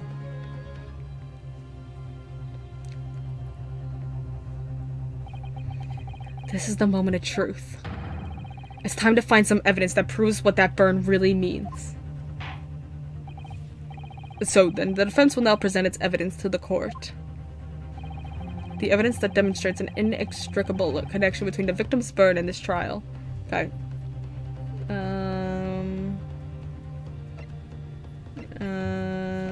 Is there something... Oh! Oh my goodness, what did I do? That was weird. Sorry. The burn mark. It's the bull logo thing right there. Is it in the other photo? No. It's just this photo. Yes. What's this, Counsel? Yet another print? Yes, Your Excellency.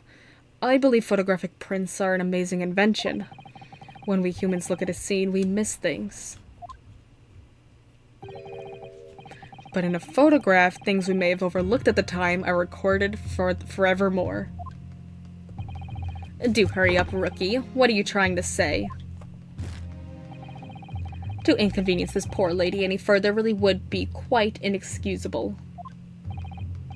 Actually, we may need you to stay with us a little longer, if you don't mind, Miss Brett. You see, it's very clearly visible in this other photograph. How did the victim come to have that unusually shaped burn on his wrist? The reason is recorded here forevermore. What? How? Objection! You can't fool me with your little bluffs, boy. If that's your game, then let's see how it plays out. Show the court exactly what you mean.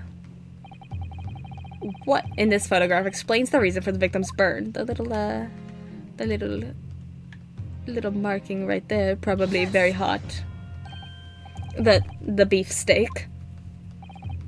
Actually, the point is the metal plate the steak was served on. The plate? Your Excellency, are you alright?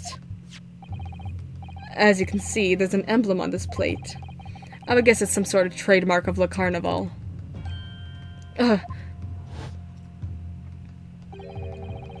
This emblem on the plate and the victim's burn are exactly the same shape. Rinosuke, you're genius. You're spot on. Which means the victim must have suffered this burn while he was present at the restaurant. How is that relevant? Don't know yet. But even if that is the case, we can't know if it happened on the day in question or not. It could have been the day before, or the day before that. It most likely happened at some other unrelated time.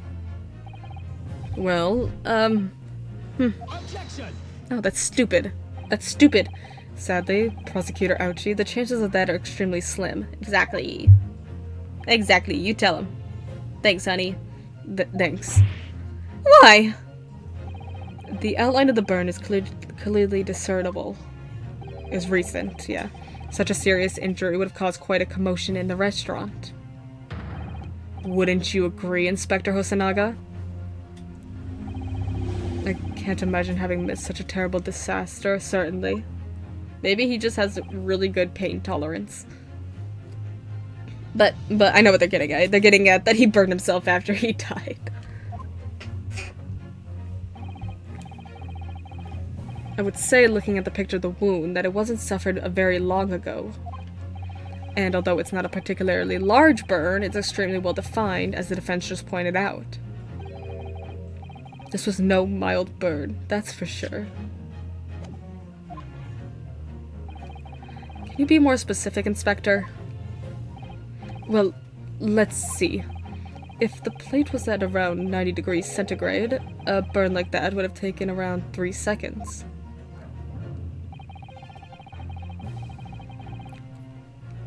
It's inconceivable that the victim wouldn't have let out a scream of pain then. Again, maybe he just has really high pain tolerance. I've been investigating at the restaurant for several weeks already, but I've not heard anyone scream at all. As the head waiter of La Carnival, I could testify to that without hesitation.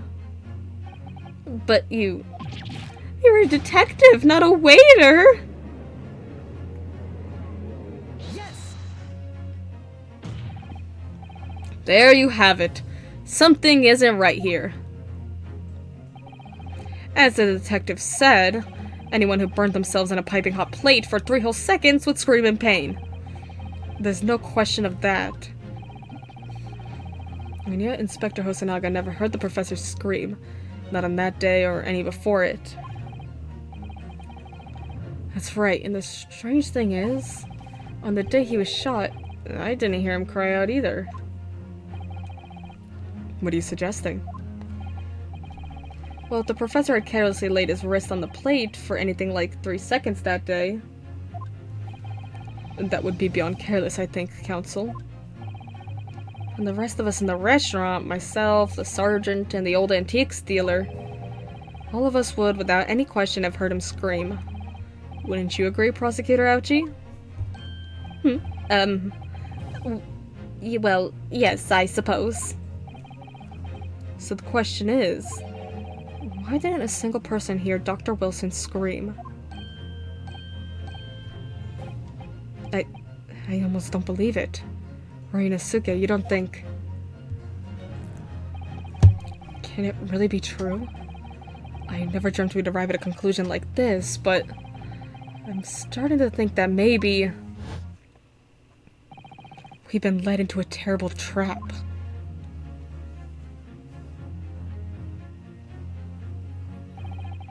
There's only one explanation I can think of to make sense of this apparent impossibility. He was already dead. On the day in question, when he suffered the burn to his wrist, Dr. Wilson was dead. He died. No man could remain silent while his wrist was burning on a piping hot plate for 3 whole seconds. That's clearly impossible. I don't know. This is a bit of a stretch, okay? You don't know his pain tolerance. Apart from in one particular situation. Counsel, are you suggesting? Yes, it's only possible if the man was already dead. Already dead?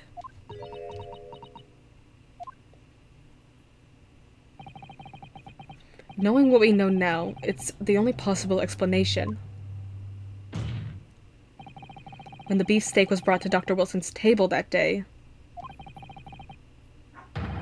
the professor was already dead. That's madness!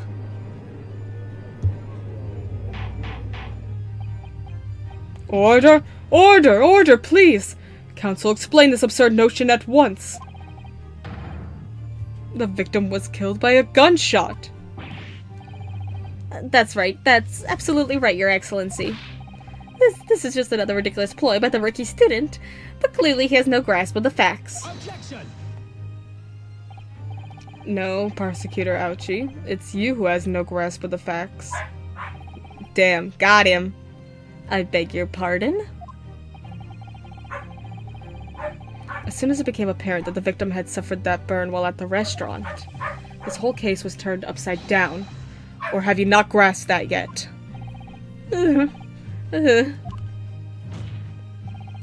Your Excellency, the court must hear from this witness again. If it's true, as we now believe, that the victim was already dead before the gunshot was heard,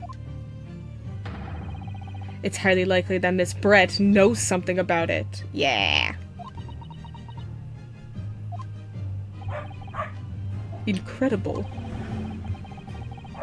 I certainly didn't anticipate this twist of events. How fun and exciting.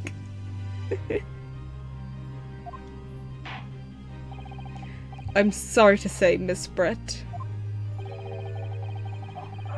that you will have to forget your luncheon engagement. But Your Excellency.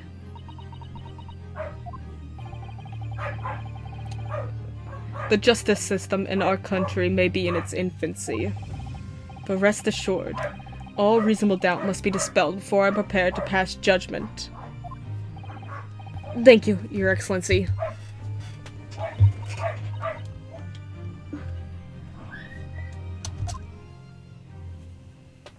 Oh.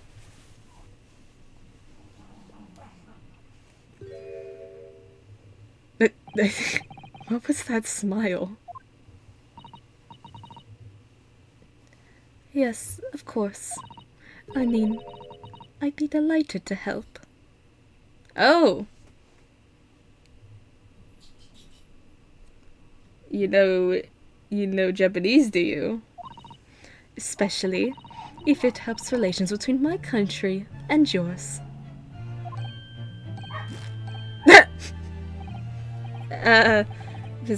Miss Brett, you speak Japanese? As we're all speaking right now, this is very clearly we're speaking Japanese.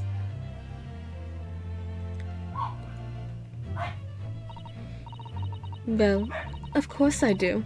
I am studying in your country after all. I said that! But then, why have you been speaking through an interpreter until now? My mother tongue, the Queen's English, is the most refined and elegant language in the world. As a gentlewoman, I try to avoid speaking in your vulgar tongues as much as possible. Oh my god. Oh my god. Why did she say that?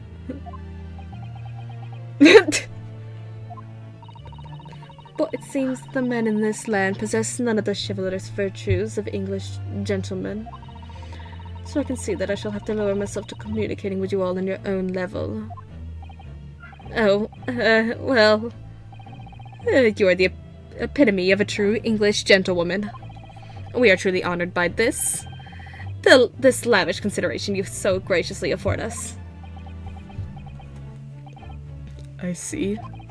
In that case, Miss Brett, I will now ask you to testify in your own words about the events leading up to the death of the victim, Dr. Wilson.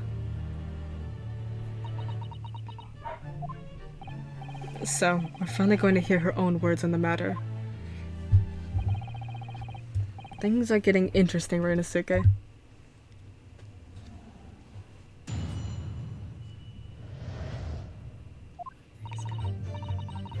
Unfortunately, I have no idea when the poor man burnt his wrist like that. When the waiter brought my steak, the professor and I raised our glasses in a toast. As far as I've heard, the post-mortem report showed no other possible cause of death beside the gunshot.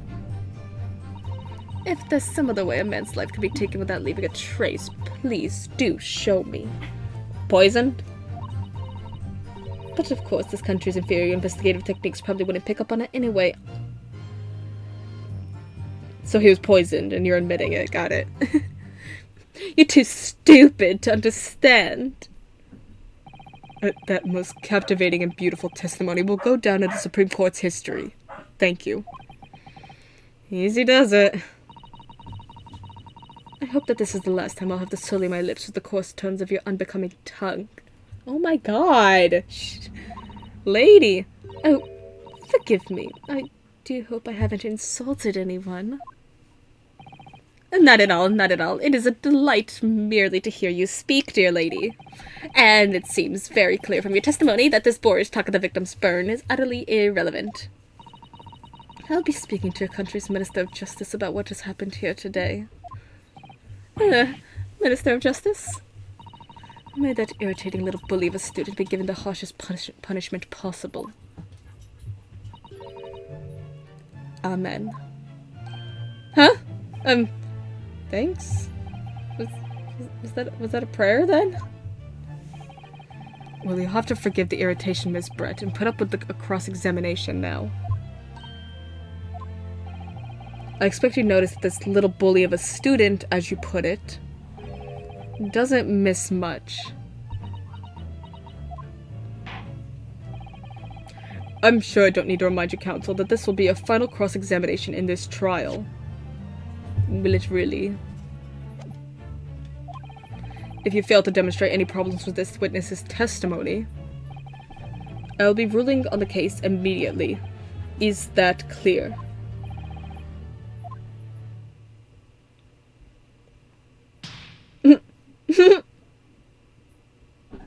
You done?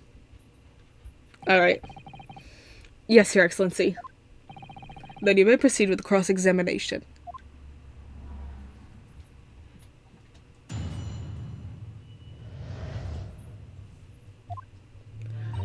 Unfortunately, I have no idea when the poor man brought his wrist like that. When the waiter brought my steak, the professor and I raised the glasses in a toast. Unfortunately, I have no idea when that poor man... Oh, wait, why'd I go backwards? As far as I'd heard, the post-mortem report shows no other possible cause of death besides the gunshot. If there's some other way a man's life can be taken without leaving a trace, please do show me. Yes. Without leaving a trace? If someone is shot, or strangled, or stabbed, or thrown from a height, however a person's life is taken, there are always telltale traces on the body. Quite right, dear lady. And as our police force has thoroughly examined the body of the deceased, there could be no doubt. Isn't that right, Inspector Hosonaga? As I've said, I always aim for a flawless investigation. There would be physical traces of all those causes of death, that's true. But maybe there's some other way of killing someone that doesn't leave a mark? If, heaven forbid, you doubt me, young man, you're going to have to tell everyone how exactly you think the professor did lose his life. Otherwise, I'm afraid your argument falls rather flat, doesn't it? Oh, no, perish the thought, calling such a sweet young lady's innocence into question. On my honor, I, Takatsuchi Ouchi, will cut down any who dare cast any aspersions. A way of killing someone that leaves no trace. We need some evidence to back us up here. Yes, evidence. Yes. I don't think we have the evidence, though, do we? Unless they want us to present the picture of the crime scene photograph and be like, aha, the glass, or the, aha, this glass. It's most definitely this glass that was poisoned. That's why she removed it. That makes sense. Inferior? What do you mean by that? In the lands of the Great British Empire, the police store everything found at a crime scene for later examination. But in this country, you investigate once and that's the end of it. Isn't that so? Quite right. The carnival is open for business as usual today, just days after the incident. Exactly. Which means that even if the investigation takes a different direction, vital evidence may be lost. What's that? What is that? What? It doesn't even occur to your naive detectives to try to preserve the crime scene. I'm trying to be as tactful about this as I can, you understand. A killer blow. The lady is as formidable as she is beautiful. Amazing. He's actually admitting our police may be flawed. Perhaps Prosecutor Ouchie is finally starting to see sense. I very much doubt that. Still, there's something about what Miss Brett just said. There's a moment before when something didn't seem quite right. Yeah, there was like a whole a little on-screen thing that just happened. That was weird. With Hosonaga. What do you think, Rinosuke? I think it's going terribly. No matter how much I press her, I'm not turning up any new information. Yes, as I suspected. She's a tough witness. We need to find a way to break her testimony, or the cross-examination will be over. But that would mean I have to find a way. There must be some clue somewhere to help us find a chink in her armor. Kazuma?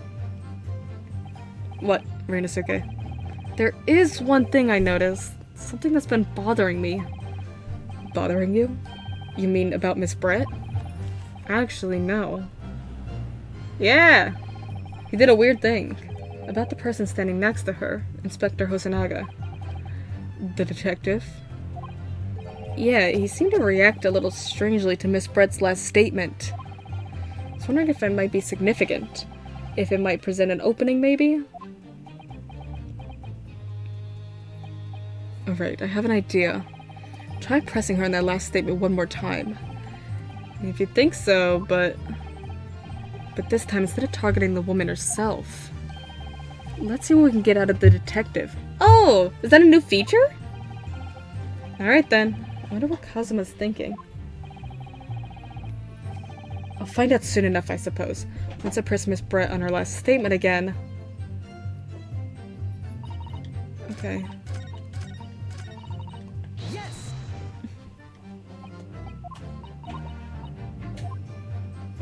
Yeah. Yeah. Yep. Wait.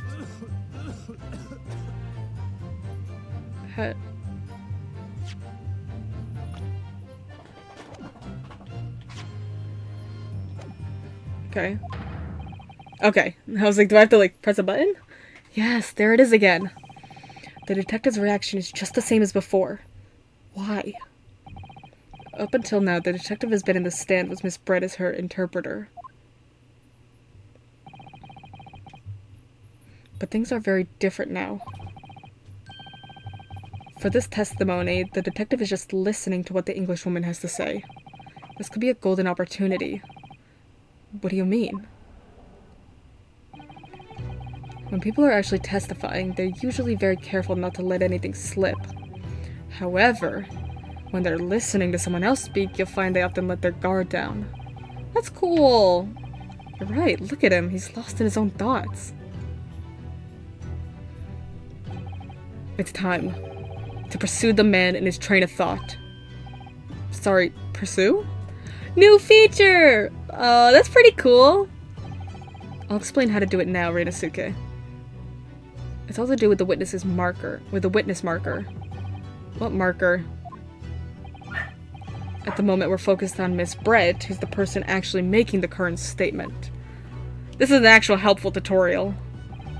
But by moving the marker left and right with, the D-pad, you can turn your attention to other people in the stand. While you're looking at the other witnesses, you'll be able to pursue them with X. If you catch the person at just the right time, you might uncover some new information to pursue. If you ever notice a strange atmosphere amongst the people in the stand, take a good look around. Alright then, so first I should move the marker across with D-pad and focus on the detective. Then pursue him with X and see what's on his mind. Here we go! Exactly, which means that even if the investigation takes a different direction, vital evidence may be lost. Okay. There we go. Excuse me. Excuse me. What's the meaning of this? Excuse me. I'm so sorry. I didn't mean to shock you. He really was lost in his thoughts. Deeply. It looked like you were thinking something just now, Inspector. Perhaps having heard what the lady next to you had to say? If there's something you'd like to say, please, share it with the court. Objection! What is the meaning of this? It's the delightful Englishwoman who is testifying at the moment. If you can't find fault with her testimony, then the cross-examination should be over immediately. Oh, is that how it works? Absolutely not. The detective is in the stand, which makes him a valid witness. Yes, not to mention the fact that he's intimately involved in this case. Inspector Hosonaga. Yes? Do you have something to add in relation to the statement just made by Miss Brett?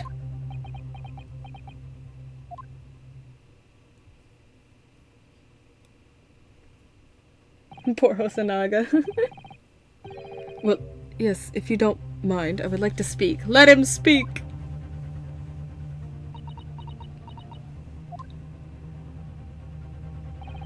The lady is right. Our country's police practices are not as modern as those used in Great Britain.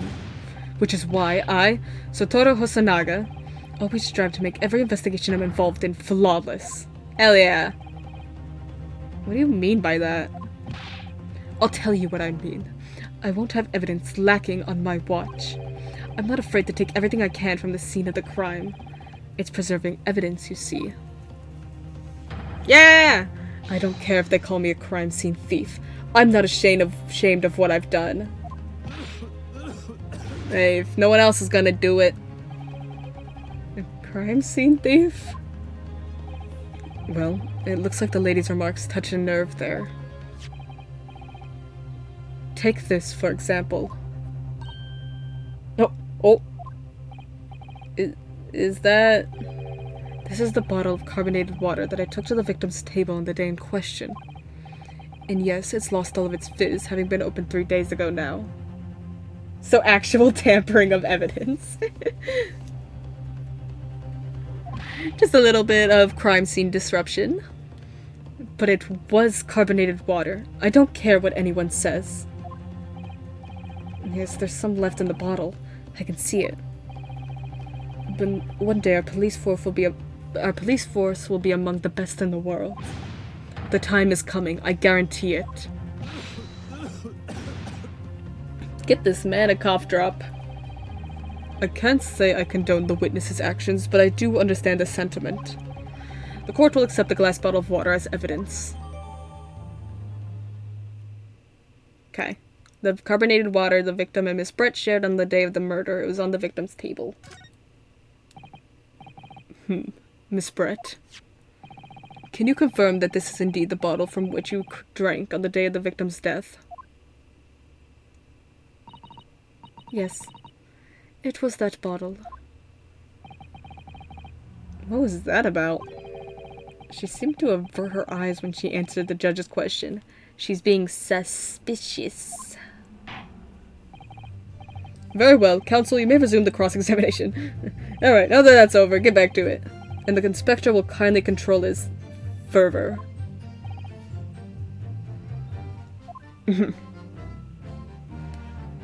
Okay. So, where is it? Where's that statement?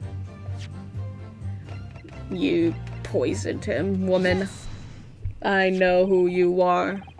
What is this? The bottle of water that we just learned about 10 seconds ago?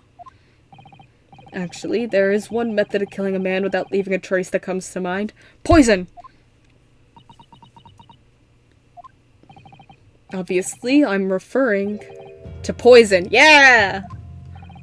Poison. On the day of his death, we know that Dr. Wilson drank from this bottle of carbonated water. That's why she took the glass. Could it be that there was poison inside?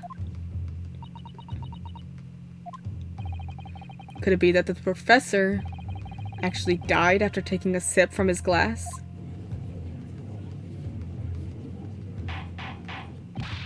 Order, order, order! And on that day, who was sitting at the same table as the professor and able to slip the poison into his drink? There's only one person who possibly could have done it. Giselle Brett, it was you! Oh, snap. Objection! This is outrageous, to suggest such a thing without a scrap of evidence. You little rookie imbecile. Have you even considered the delicate situation our country finds itself in now? Have you forgotten that we have only just signed an accord of friendship with the British Empire? Friendship is magic. Then don't you know? Have you even the vaguest inkling that your rash accusations could jeopardize this entire treaty? Objection! This is not a political arena. This is a trial to determine one individual's guilt with respect to one crime. Huh? The fact that this woman is British makes no difference. We are here to determine the truth. If I may, I will silence you forever for this disgraceful attack. Oh! It is you who should be silent. Of course. Yes, ma'am. Dear lady! Where did that come from? She just snapped. I'm afraid I may have spoken unfairly before. I offer my most humble apologies. I'm sorry, my lady. To what are you referring? I described your police force as inferior. But no matter how inferior they may be, you still investigated this particular point thoroughly, I believe. The bottle, I mean, Inspector, and whether it contained poison or not.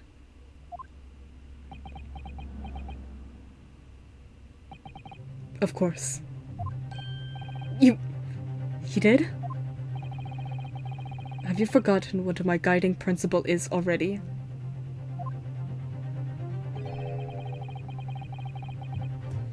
I strive for a flawless investigation every time.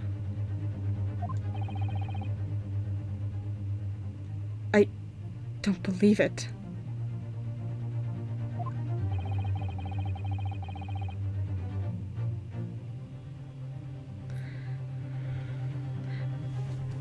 Naturally, we tested the inside of the bottle and its contents.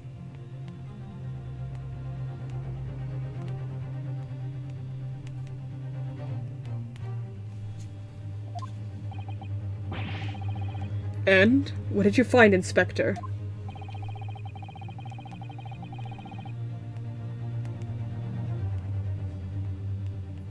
I ordered tests for every toxin that's available in this country at the present time.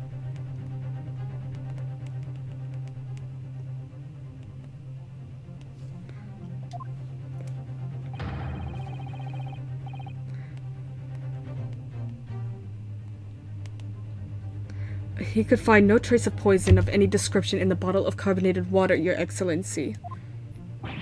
What? Are you sure? The tests were meticulously crafted out by the chief coroner himself. No. No!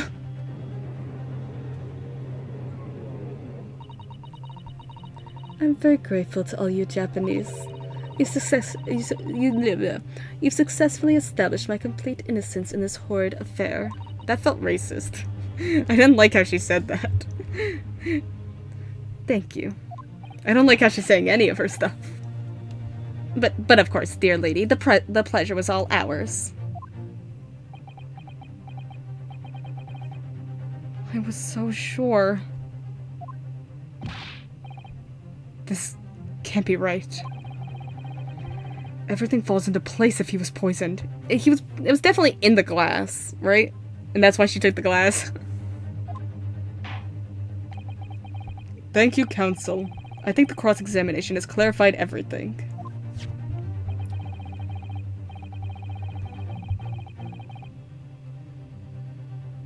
As the prosecution has asserted, a shot to the chest from the gun is only conceivable cause of death. Furthermore, the accused, who by his own admission was holding this weapon, is the only possible culprit. I'm done for.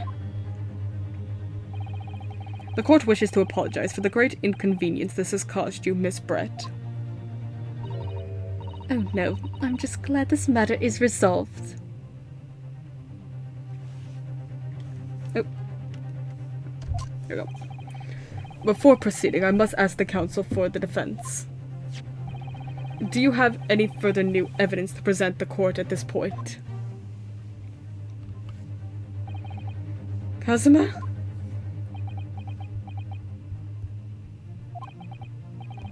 I'm sorry, Rinosuke. I have nothing more. Well, if you'll excuse me now, I really must be leaving.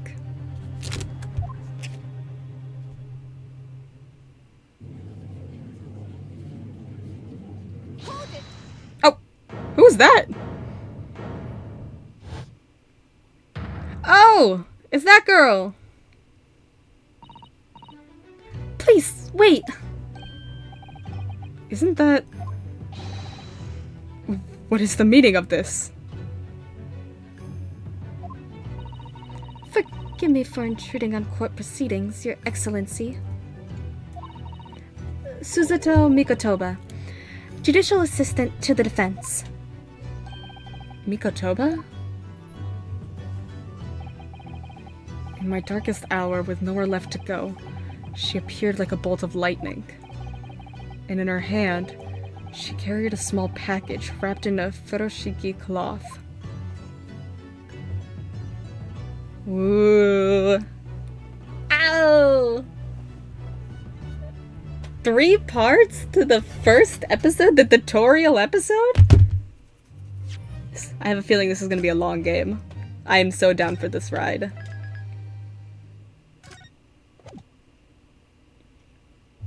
Let's play a little bit more for today. What's our time at? Yeah, we can play a bit more. 1:14 p.m.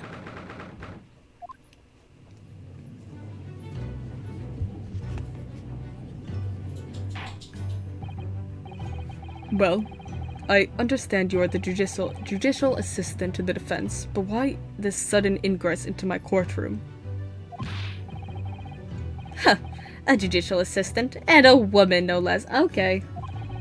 The rules state that females are not permitted into this court of law other than to testify. Yes, I fully understand. I ask only for 5 minutes of time.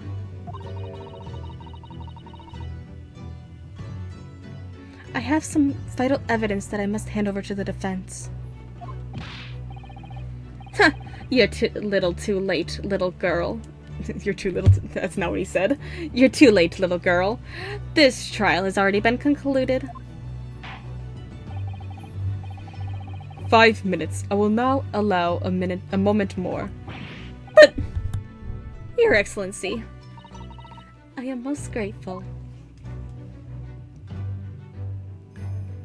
Hi! We got 3 people behind the bench now. Who exactly are you? Suzuto Mikotoba. She said that. Is she in her thing yet? I like reading the little things. Giselle Brett, 24, a British exchange student who is studying under the victim at Yume University's medical school. Suzato Mikotoba, 16, the judicial assistant of defense lawyer Kazuma Asoji. Who exactly are you? I'm sorry, there's no time. Please, simply accept this for now. What is it? A report about something? Written in English? It's Josiah Brett's research. The Englishwoman's? After the trial resumed earlier, I hurried back to the university. I went to Dr. Wilson's laboratory in the medical faculty and borrowed this paper. Oh yes, that's right. Miss Brett was studying under the professor, wasn't she? So does this research, whatever it is, have something to do with the case? I'm afraid I don't know. I haven't been able to listen to the proceedings of the trial myself. Oh, no, of course not.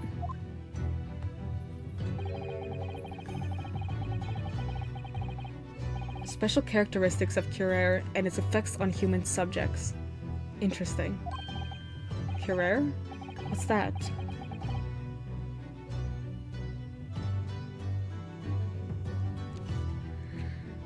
I've never heard that word before. Time's up.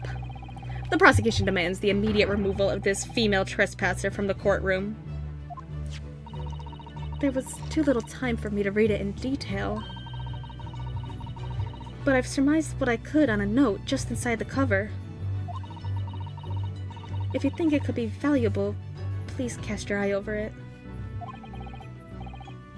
This is wonderful. Thank you.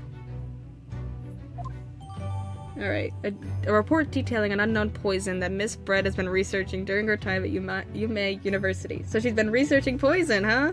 Convenient, very convenient. Goodbye, then. And good luck.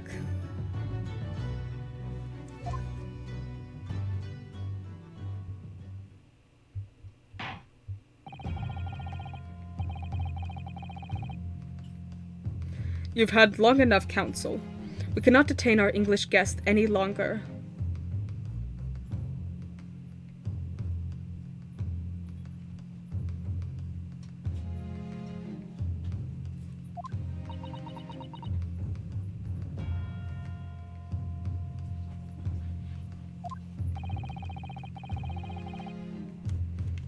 I ask the prosecution and defense now one last time. Does either have any further evidence to present to the court? I presume not, but... Yeah, she was studying poison, Your Honor. The prosecution has made its case convincingly enough already. Nothing more to add, Your Excellency. Rinosuke, we're out of options here. This really is our very last chance. Yes, I know.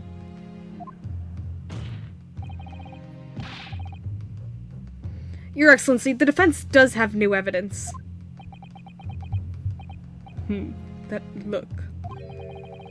The unyielding stare of a true Japanese warrior. Well, Miss Brett? Yes, Your Excellency. If you wouldn't mind, perhaps you could grace us with your presence a little longer. It's a delightful invitation, but I'm afraid it's not so very long until tea time. I'll have to politely decline. Forgive me, Miss Brett. It seems I wasn't clear. I realized it was phrased as a question, however. Yeah! Get her! I must ask you to treat that as an order. Oh. I've said it many times before, but the Japanese language makes no sense. My apologies, dear lady. So, counsel, what is this new evidence that demands the court's attention? My university collar pin, Your Honor. Have you seen this before? Yes. Miss Josiah Brett, we understand you are studying under Dr. Wilson at Yume University, doing research. Research by sheer coincidence, perhaps, into a deadly poison. What? Poison? Where are you going with this counsel? A toxin known as Curer, Your Excellency. Curer? Curer? I don't know. Even the slightest amount of this deadly poison entering the body leads to instant death. Objection! What? What complete and utter nonsense. Curer, you say? I never even heard of it. 'Cause it's new, dingbat. You wouldn't have done. What do you mean? I mean that you wouldn't have heard of Curer before, for one very simple reason. It doesn't exist in our country. It doesn't exist? Synopsis: a poison made from the bark of certain trees in the jungles of South America. The hunters of the region have used it since ancient times to incapacitate their prey. Effects: instant paralysis of the entire body and subsequent death, even in minute doses. Ooh. Route of entry: the above-mentioned effects occur when the poison enters the body through a wound, such as that inflicted by a blowpipe dart. Okay. Practical applications. Due to its ability to render the human body paralytic, it's believed that the toxin could have application as an anesthetic. However, a solution for the respiratory arrest caused as a result of the full body paralysis must be found first, or patients would die of suffocation. Interesting. Okay, so it was entered through a wound. And it's like he had anesthesia done because he got a tooth taken out. That's interesting. It doesn't exist.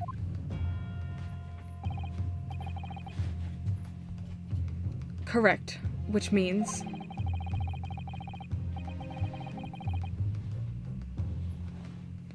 no matter what tests the police can do for toxins, they'd never identify Curer. Why? Because there is no test available here that can identify the presence of this highly deadly poison. What? So, was it in the bottle anyway? And they just couldn't test it because they don't know what they're testing for? And if it enters through a wound, then it would enter through the wound on his teeth. And if she drank it, it wouldn't affect her at all because she didn't have a wound? Maybe? Order! Order! Order! Counsel, does this deadly poison truly exist? According to this report, authored by the visiting research student from England, Curer has long been used by the tribespeople of South America as a poison to lace their arrows. It seems that it's reasonably well known among European doctors and scientists. To lace their arrows? The report states it is produced from the extract of a tree that grows deep in the Amazonian jungle. It was first brought back to Europe at the turn of the century by explorers. It claims that animals shot by arrows laced with Curer suffer instant death.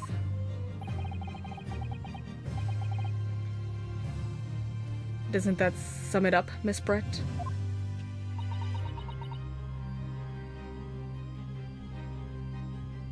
Objection!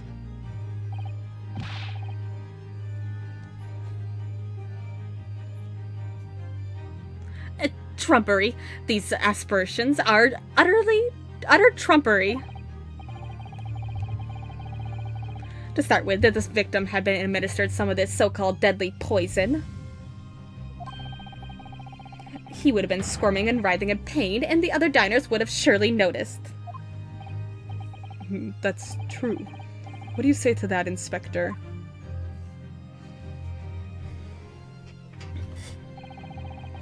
Obviously, I would have noticed a disturbance like that.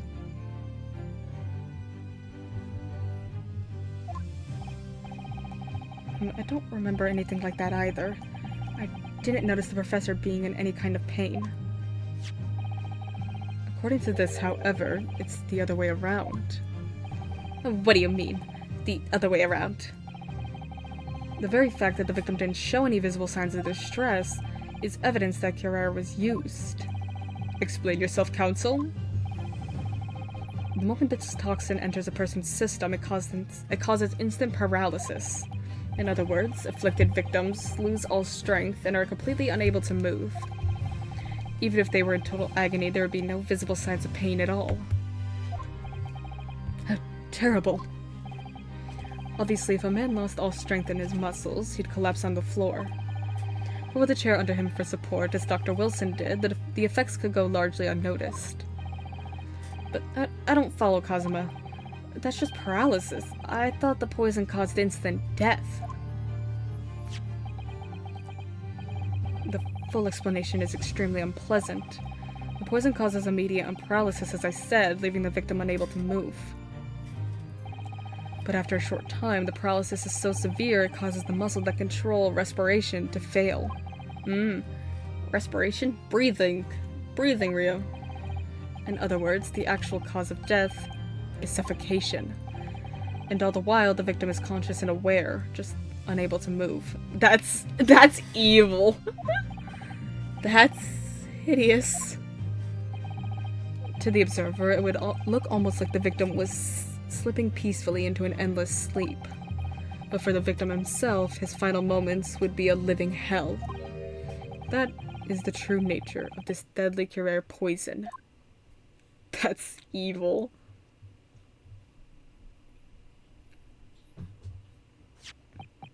And you're suggesting that this bottle, counsel, actually contains this terrifying poison? Objection!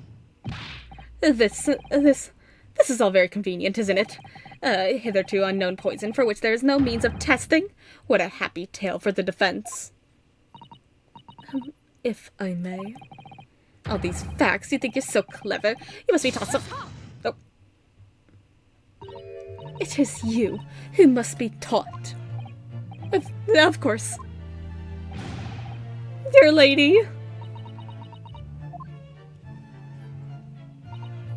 So, this is how you Oh my god! Girl! So, this is how you Japanese behave, is it? What? What? You're in this country, lady. You steal another's honest hard work and then announce the results as if you discovered them. I'm appalled. What a loathsome act. Well, Miss Brett, the feeling is mutual. Whatever do you mean? Capitalizing on the unfortunate circumstances of an innocent man to frame him for a heinous crime. That really is a loathsome act. Wouldn't you agree? Objection!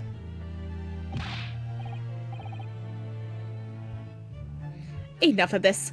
I, for one, refuse to accept it. The idea of some poison that doesn't even exist in the great empire of Japan is breaking the rules.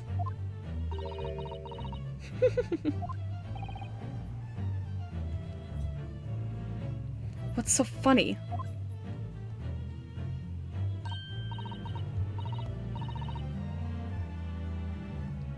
Oh, excuse me, Your Excellency.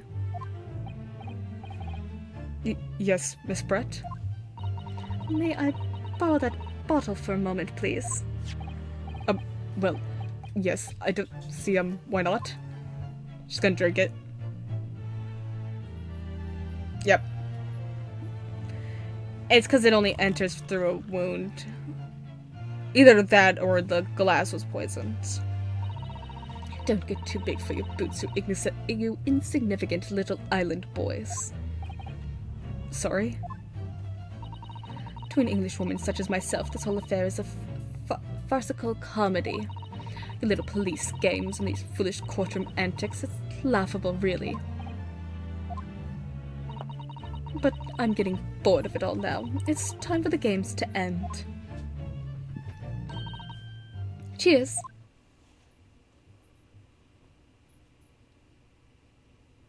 A whole animation for it, too. Wow. Wait, what are you doing? Oh.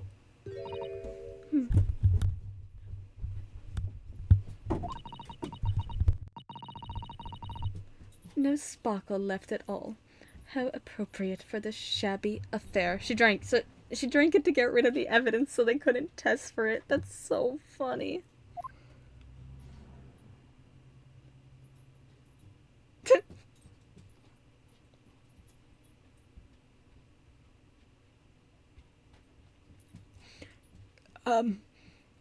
Jury, she just drank the evidence. Why did he pour it?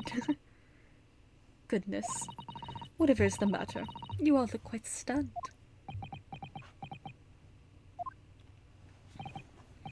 So, no cure? The bottle was clean. Is that what you're saying? Okay, then it was just in the glass. Got it. You look quite incredulous, little boy. But of course, that's the simple truth. Thank you for presenting the findings of my research so concisely here in this grand venue. Most kind.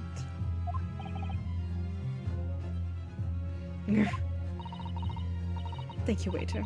Now then, Your Excellency. Yes, Miss Brett? I would like to be excused now, please.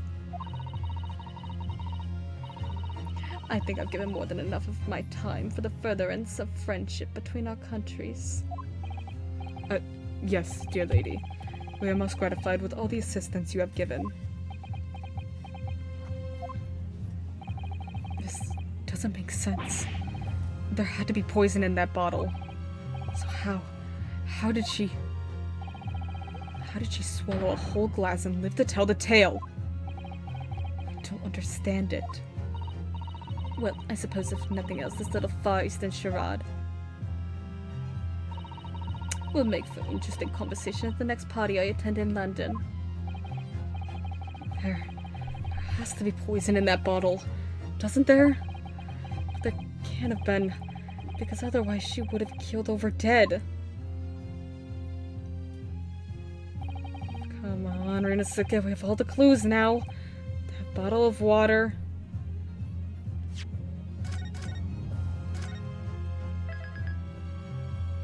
Okay, I'm gonna say it does. I'm gonna go with my first theory, that it does have poison, and what we read about, because we read it, it's only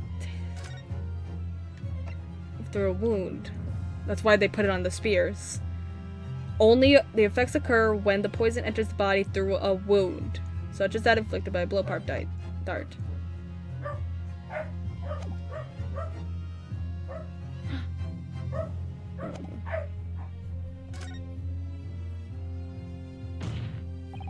The culprit did put Kira poison into Dr. Wilson's carbonated water. The defense refuses to change its position. You're serious? Objection! Fool, are you blind? There is no possible way that bottle could contain poison. I mean, we just saw. Miss Brett drinking the water from it? That's right, which rather complicates your argument, I think.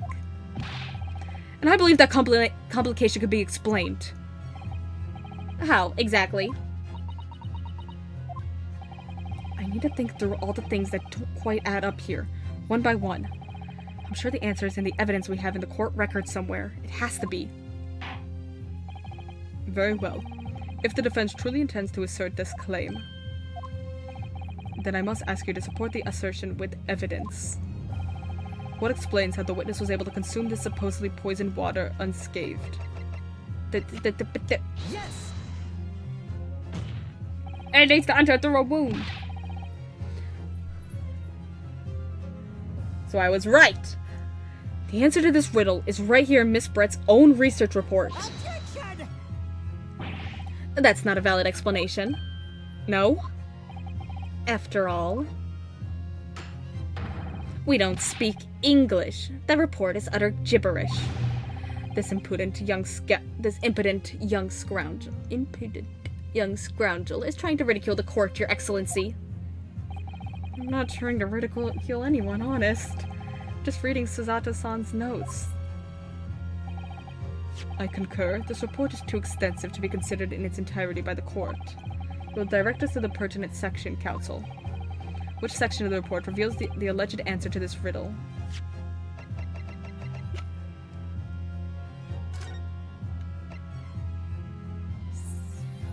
special characteristics.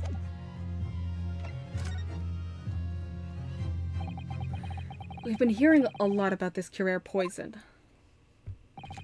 and it's left me curious about something. Oh, Council. Well, it sounds as though indigenous hunters have been using this poison for years and years.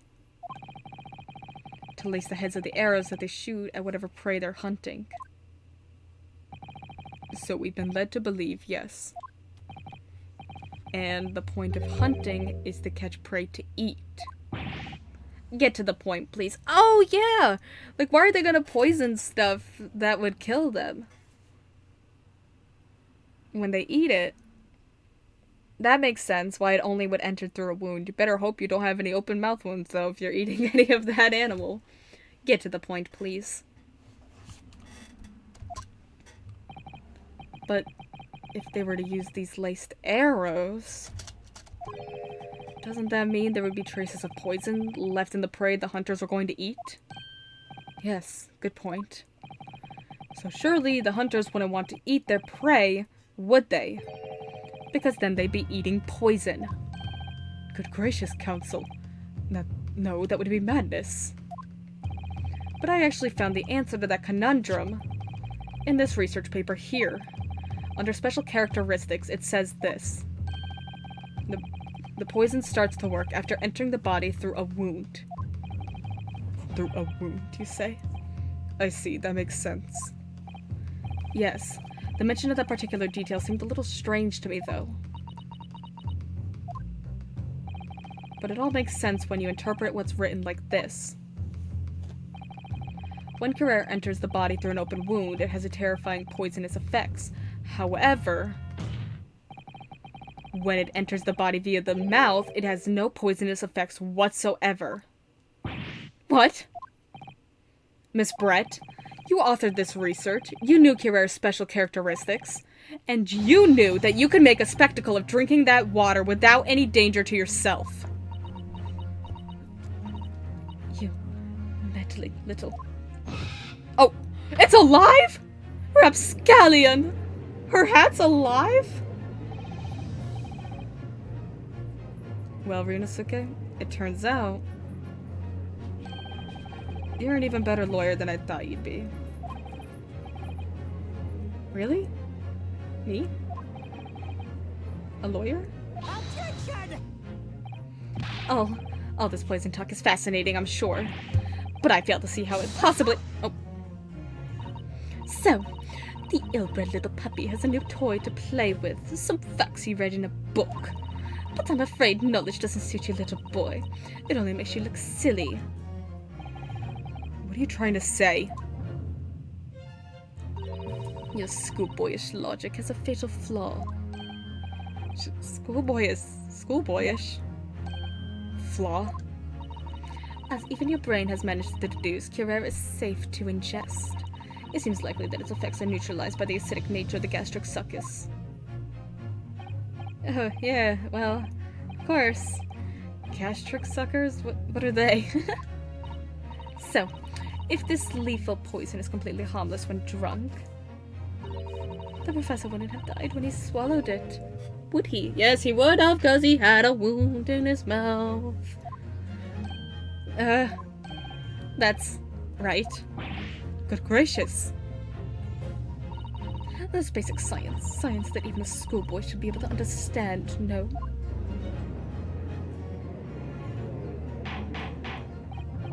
Order! Order in the court! Order! The logic holds. If the lady and the professor drank the same poison, they would be affected in the same way. Are you trying to suggest...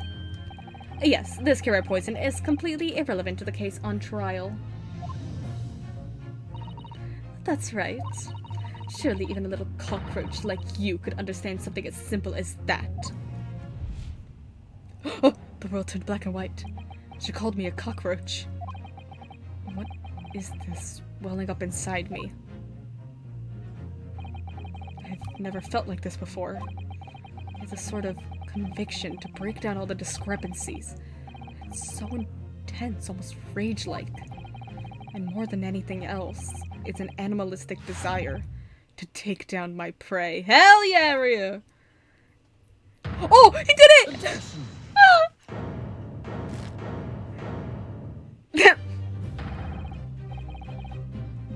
He did it! He did the point and he said objection! I'm so proud of him!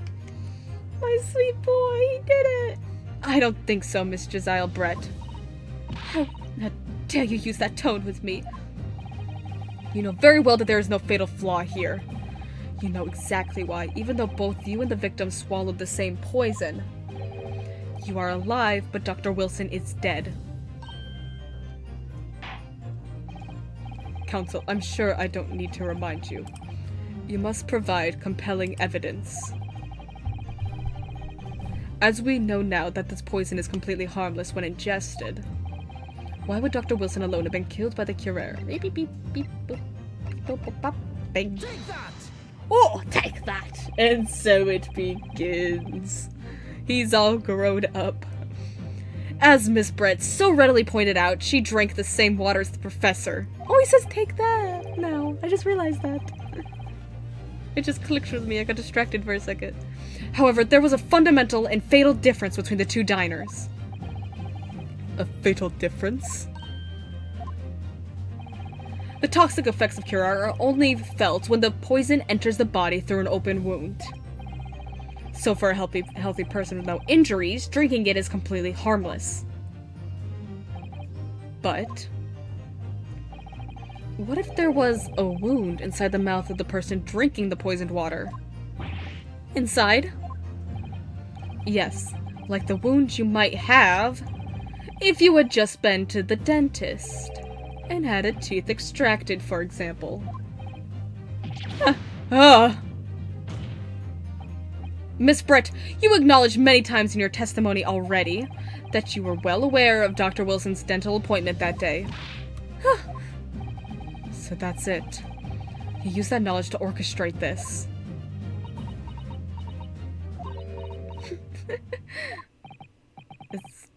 Is she laughing? I don't like to repeat myself, but honestly I can't resist. These childish courtroom games and your half-baked arguments are so puerile. But what do you mean? I don't know that word. Don't worry, little schoolboy. You'll find out soon enough. Oh!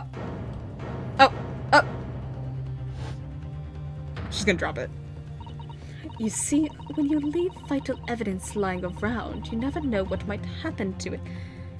Guys, this is suspicious. Can we arrest her? Can we arrest her? No. I mean, it could just slip.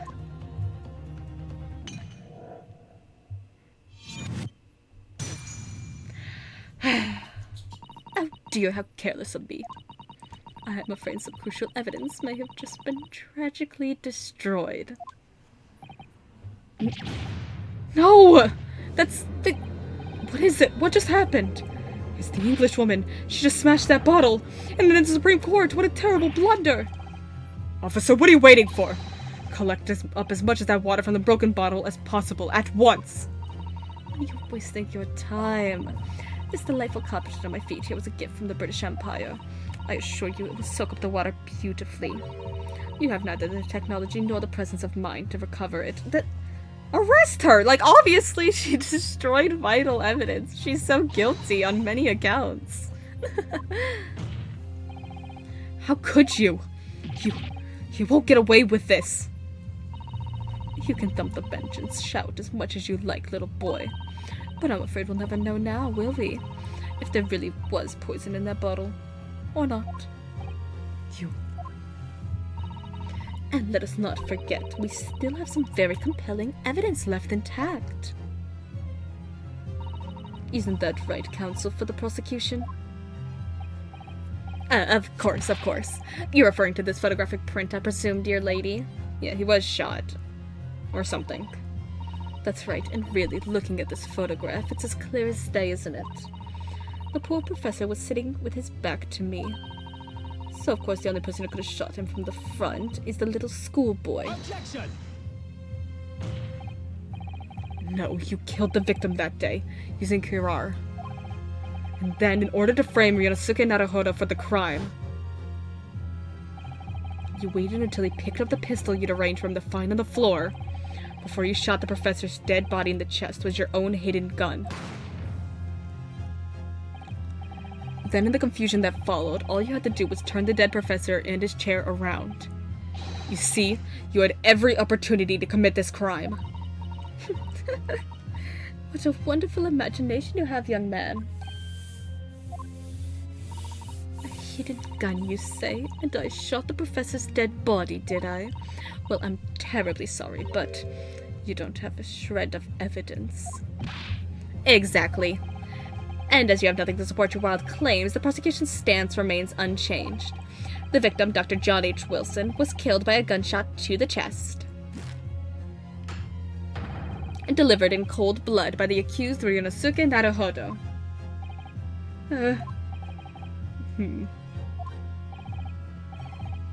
This is unbelievable. How can this be happening? We had her, but now... Is she really gonna get away with it? The way she destroyed that evidence was obscene. Ryunosuke! Yes? We've come this far, but now you're the only one who can finish it. What? What do you mean? We've lost a vital piece of evidence, it's true. So if there are any clues left for us to use now, they must be in your head. My head? My brain is a clue? In my head? You told me before that your powers of observation were the one thing you could really depend on. Well, yeah, that's true, but I didn't manage to notice that this woman was a foreigner with a swan on her head. So think back again now. Try to remember every last detail about the scene that day. Everything you saw, everything you felt, every color, every smell. What I saw, what I felt, every color, the steak. There's blood on the steak. He was turned around. Is Kazuma right? Somewhere in the vibrant memory of this scene in my head, could there be another clue to expose the identity of Dr. Wilson's killer? Let me think on this one. Yes, there's a clue. There's blood at the plate. Actually, Kazuma, I think I might have something. Thinking back over everything I saw, I think I might have uncovered another clue. Why was the plate in front of him to begin with? He wasn't even eating it. You always have something up your sleeve, don't you, Ryunosuke? Come on, then. Let's wipe that smug smile off that Englishwoman's face with some evidence. Alright. I can't wait. It's been niggling me for a while that something feels amiss in the memories of that day. Whatever it is could be the key to arriving at the truth about all this. It's here somewhere. The clue that shows who Dr. Wilson's real killer must have been is the fork. It's the fork. Take that! Take that! Yeah! He's got a British accent, I just realized. Inspector Hosonaga, answer me this. Yes? What is it? He's still miles away. Probably thinking about that bottle being smashed. As you've said a number of times now, you strive for perfection in your investigations, don't you? Absolutely. I wonder, therefore, if perhaps you took anything else from the scene of the crime? Like, for instance, the plate of steak that you took to the victim's table that day? Objection! Wait a minute. Where are you going with Where are you going with this little boy? It's just a memory that's been troubling me. What memory? I saw the scene shown in the photographic print with my own eyes that day.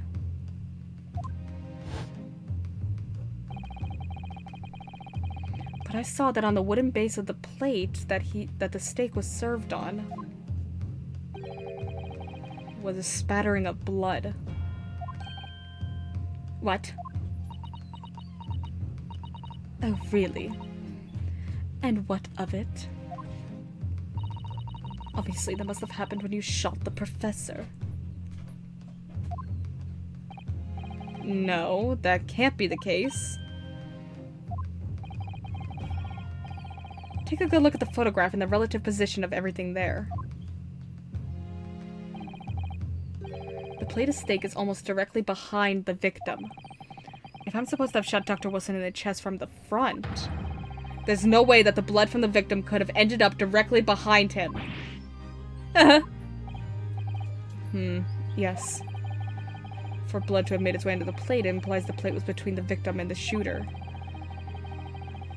Which means the shooter must have been sitting opposite the professor as you were. Jezile Brett. I beg your pardon? Objection! This is beyond ridiculous. Fabricated nonsense.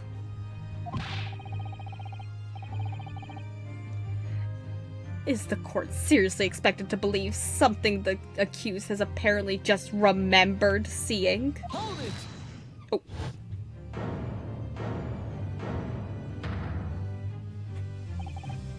This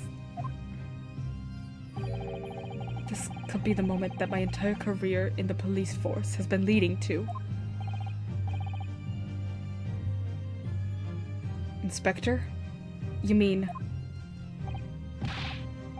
Yes, I took the plate in the interest of preserving evidence from the scene of the crime. I took it, meat and all, and I don't care if they call me a crime scene thief because of it. You damn crime scene thief. You did what? I took the steak that you have been eating, Miss Brett. I took the steak that the sergeant had been eating. And I did it all in the name of justice. That we can find out for sure whether or not there's a bloodstain on Miss Brett's plate. We must examine it now!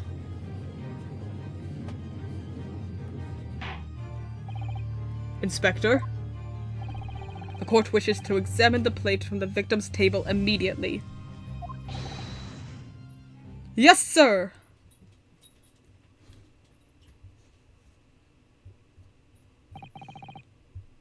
Sorry for the delay. Here's what you ordered. The steak. Well, what about the blood? Is there blood on it? Of course there isn't! Quickly, Inspector! The blood man! Show the court! Of course. Examine the plate at your leisure. No blood. Nope. No blood.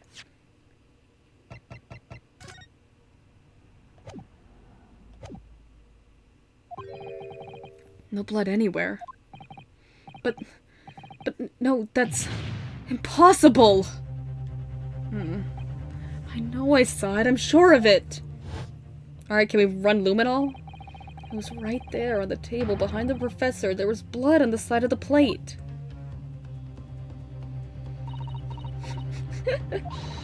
What an unbecoming expression, little boy. Oh. You see, this is why I always say can't trust what the Japanese tell you. Oh my god, stop it! I couldn't agree more. In the case of this disgrace to the Empire. I believe we may finally have reached a conclusion in this trial. Let's hope so. This let's pretend attempt at courtroom proceedings is painful to watch. But I do promise to do my best to forget all about it when it's over.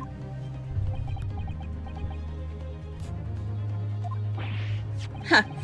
This sorry-looking steak reveals the facts all too clearly. If the sorry-looking accused wishes to examine it again, be my guest. The meal Miss Brett ordered for lunch was removed from the victim's table after the incident. Was the plate I saw or thought I saw just a figment of my imagination? Okay, can we actually examine it?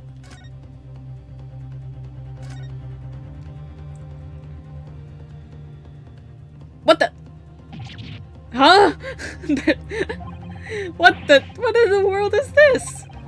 I think it's a Koban coin, and the hallmark is from the Huai era, I believe. No, I don't mean what is it. I mean, what's it doing there? Wait, did you say it was a Hoya Kaban? Yes, and apart from the meat juices, it looks to be in good condition. I imagine it's very valuable. This isn't the first time today that there's been talk of a Hoya Kaban. That was the coin the old guy was looking for. I've heard of pearls before swine, but I've never heard of bullion in bullion. Bullion. I don't know. And I don't think you ever will again. This is extraordinary, though. This means something. I certainly never expected to find a precious coin underneath this thick cut of meat. And it's from the Hoya era, too. That would make it really quite valuable. It's well marinated in the juices as well, look. What, are you thinking of eating it? No, but the next time I order a steak in an expensive restaurant, one thing's for sure. My heart's gonna be racing as I lift up the meat and peer underneath for a prize. I think you might have the wrong end of the stick about this, Runosuke. A Kaban coin underneath this steak. There's only one logical explanation. Okay.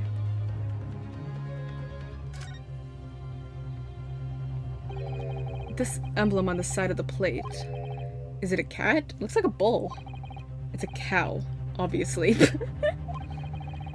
Most likely because the restaurant's signature dish is beef steak. It seems a lot of different restaurants have their own unique tableware. So this is the symbol of La Carnival, is it? Okay. Okay, so there's a coin in it. This is it now. I've lost. Runosuke? It's not over yet. Not until the final gavel. Never stop believing in yourself. Keep looking forward, no matter what. Believe in myself? Really? Maybe I should at least examine the evidence for myself. I did already. As the evidence requested by the defense has not been shown to be problematic in any way, I presume any further examination of evidence in this trial will be unnecessary. Does the defense have any objection? Yes! That bloodstain was going to clinch the trial for me. Can this plate of steak reveal any other clues at all? I already did this. Yes. There's a coin under it, Your Honor. Your Excellency, please wait. This plate of beef is hiding another clue. Another clue that will reveal the shocking truth. The only thing that's shocking here is your unhealthy fascination with beef steak. Your Excellency, I think I've made myself clear, haven't I? I will not be able to turn a blind eye to any more unnecessary procrastination in this trial. I'm sorry, Miss Brett, but we must ensure a thorough examination of the evidence. I will not give a ruling until I'm completely satisfied that all reasonable doubt has been dispelled.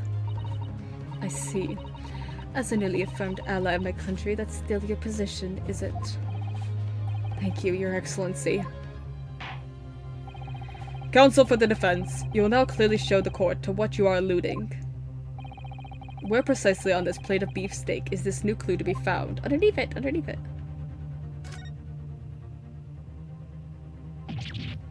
Oh, what in the world is this? I think it's a Koban coin. We did all this dialogue. Wait, what'd you say? It was from the Hoya. This first time. Extraordinary, though. Alright, right there. Got it! I'm not giving him a British accent. I have a feeling there's gonna be a lot more British characters, and we don't need our main character to be British as well. I don't care if he's British right now. Good gracious, that's... Come on. What on earth? A Hoya era wanted that. Miss Brett, this is in fact the beef steak that you ordered at the restaurant in the day in question, is it? Tell me, why is there an old coin seemingly hidden underneath the meat? No, you! What a ridiculous question! How should I know? I've never seen that thing before in my life. I don't know what this is, but I want no part of it. Objection! I fail to see how this is relevant. A coin under the meat. Oh my gosh, were the plates swapped or the steaks swapped or something? Was it on the other's table? Because he said he grabbed both of the steak plates. So were they swapped? Did he grab the wrong one? That could simply have been a careless mistake by the chef in a moment of distraction. Objection! Don't be absurd. We're supposed to believe that this happened by accident in the kitchen. A rare Hoya Kaban just happened to be hidden underneath that piece of steak. If this turns out to be irrelevant to the case, I'll rip up my ticket to Great Britain right now. He's right. It can't be a coincidence. Your Excellency?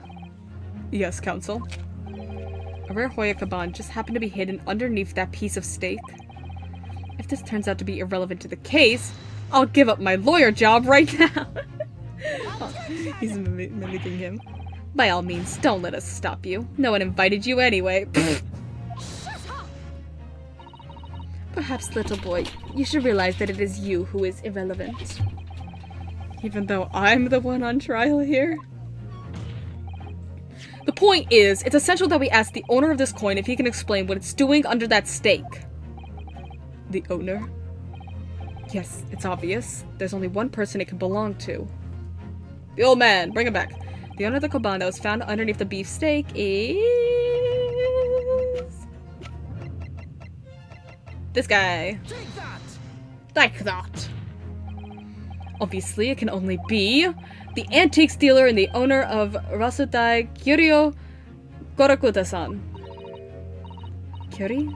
As in Mr. Cucumber something. Honestly, these ridiculous Japanese names are quite unfathomable. Girl? Yes. The old man who testified earlier alongside the military sergeant, correct? Yes, Your Excellency.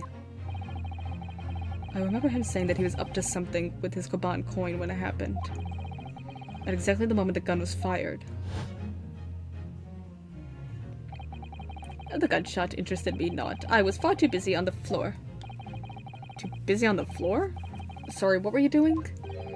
Hunting for treasure. Indeed, the Hoyaka Era Kaban, my prized coin! Then this Hoya Era Kaban, do you mean to tell me? Objection!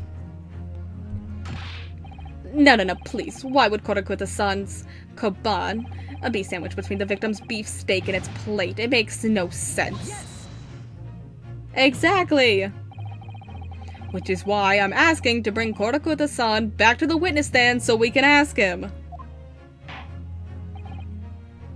Officer, bring both witnesses that testified earlier back in here. Without a moment's delay.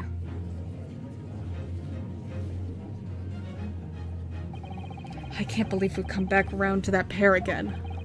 But I have a hunch, a strong hunch, that if we chase down the real significance of this Kaban, we'll find that it's a key element in this case. Don't to be continued me. Okay, did it. Ooh, look how full this witness stand is. Everyone's here. What's all this about? Why have I been called up again? Don't you realize that it's dinner time for little baby Ido?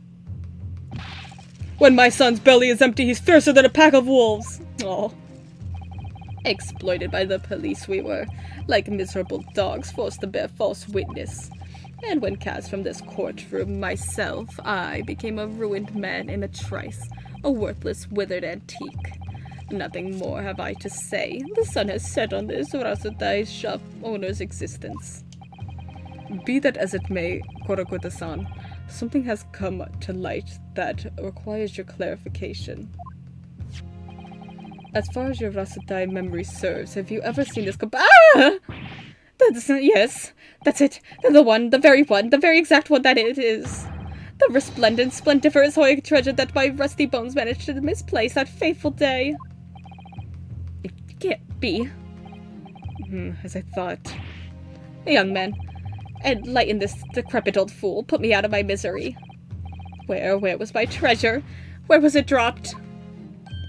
Oh, I'm not sure if it was dropped anywhere. We found your coin sandwiched between a beef steak and its plate, soaking in the seasoned meat's juices. Why are you wording it like that, Kazuma? Sandwich? Soaking? Seriously? Clearly it couldn't have fallen there by accident. Which means it was stolen. Somebody must have hidden it there on purpose. Somebody concealed my royal treasure between a slab of meat and a metal plate.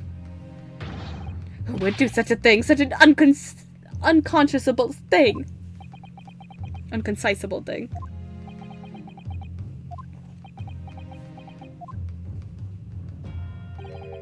Excuse me. Could I say something? Yes, of course. Proceed, Inspector Hosonaga. I mentioned this earlier on in the trial, but I was working undercover in the restaurant in order to investigate another case. Yes, that's right. The secret undercover operation. Le Carnival is a high-class Western cuisine restaurant. It attracts wealthy diners, including many foreigners. Recently, there's been a run of similarly executed thefts targeting the restaurant's rich clientele. A number of such incidents have been reported to the police bureau. Wicked crimes indeed. We wanted to nip the case in the bud quickly, especially with so many foreigners being affected. So that's why you're sent in undercover, is it? Yes. I took on the job of a waiter at the restaurant in order to flush out the criminal. It seems likely that this Koban incident is the work of the same thief. So unbeknownst to us, there was a master thief at work in the restaurant on a regular basis. The place is already the scene of several crimes, it seems. I don't know about master thief part, but the identity of the person who stole and hid Korokota-san's Koban is also clear. What? What? Yeah, it's clearly the sergeant. He was sitting at him at the table, and he's being very awkward right now. I'd say Brett, but she genuinely did not know what the coin was. I don't think she cared either. She probably would have taken it if that's what she was interested in. She's very clever like that. I think this court would like to hear the defense's view on this matter. Tell us, who is this despicable scoundrel that stole Korokota-san's Koban and hid it under the steak? Take that! Yeah, I thought so. Obviously. It can only be you. Sergeant Ayeza Nosa. What? How dare you, you monster! Monster? I stole that Koban, did I? I'm the master thief of La Carnival, am I? Yes, you're accusing me of these crimes, cadet. But it wasn't me, it was Ido! Ido is the mastermind behind all of this! Lock up the baby! Lock him up!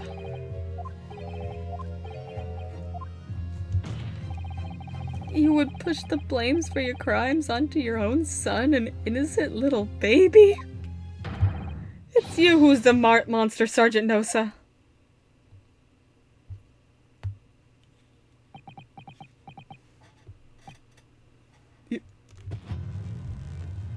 Oh my. Oh my god, the baby's like Ratatouille.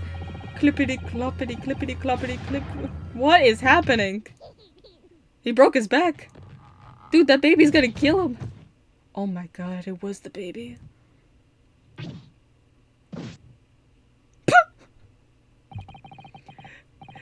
Nippon Imperial Army Sergeant Ayeza Nosa preparing to stand down in the Supreme Court, sir.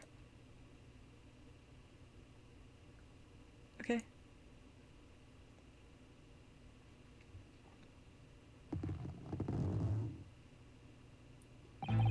Do any of you know of the extraordinarily low wages the Nippon Imperial Army pays those it expects to keep our country safe? I am to understand that temporary increase in taxation owing to the recently ended conflicts remain in place. And I've heard it's for lower-ranking soldiers to make a living, yes. It's hard for lower-ranking soldiers to make a living, yes. All I want is to put a hot meal on the table for my son. That's why you were stealing things at the restaurant? The place is heaving with money. Every 3 days I'd go there and do reconciliations for reconnaissance for a target. And I'd enjoy chomping my way through a good steak at the same time! So all your money was going into the steak, buddy. Sounds like he doesn't bother with a knife and fork even, which is worryingly believable. And your target that day was the old man in his caban. Yes, sir. He was an easy mark. I slipped the coin into my pocket without any trouble at all. A veritable phantom thief you are. I was all set to leave the steak I was halfway through devouring when it happened.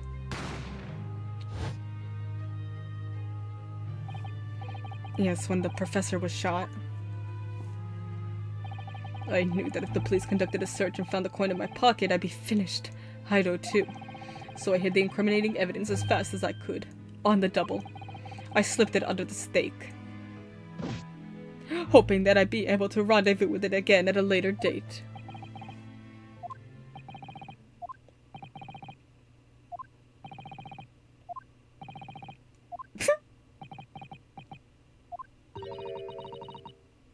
This is ridiculous. This is ridiculous. Perhaps you could carry on with this absurd prattling in your own time. Well, Miss Brett? Oh, of course, dear lady, of course. How rude of us. I'm quite sure there's no need to detain you any longer at all. May the esteemed gentlewoman please be excused, Your Excellency. Indeed. No. We're not done. The theft of the caban was clearly perpetrated by this baby-saddled sergeant. It would certainly appear to be unrelated to Dr. Wilson's murder. Of course it is. Hiding a coin under a lump of meat. The sheer nonsense of such an idea astounds me. It means the steak plates were swapped or something similar. Nonsense, is it? Well... And as for picking up your steak and biting into it without using a knife and fork, it's beyond nonsense. It's pure madness. Yeah, they were definitely swapped at this point, because those are, chomp marks. And she would have sliced it with the knife, and the knife was clearly used. It's pure madness. Very well. Now that all questions concerning this witness's testimony have been answered... Objection! Objection, Your Honor! I see no further justification for detaining her. Miss Brett, you are free to leave. Thank you, Your Excellency. Good luck, everyone. And good day.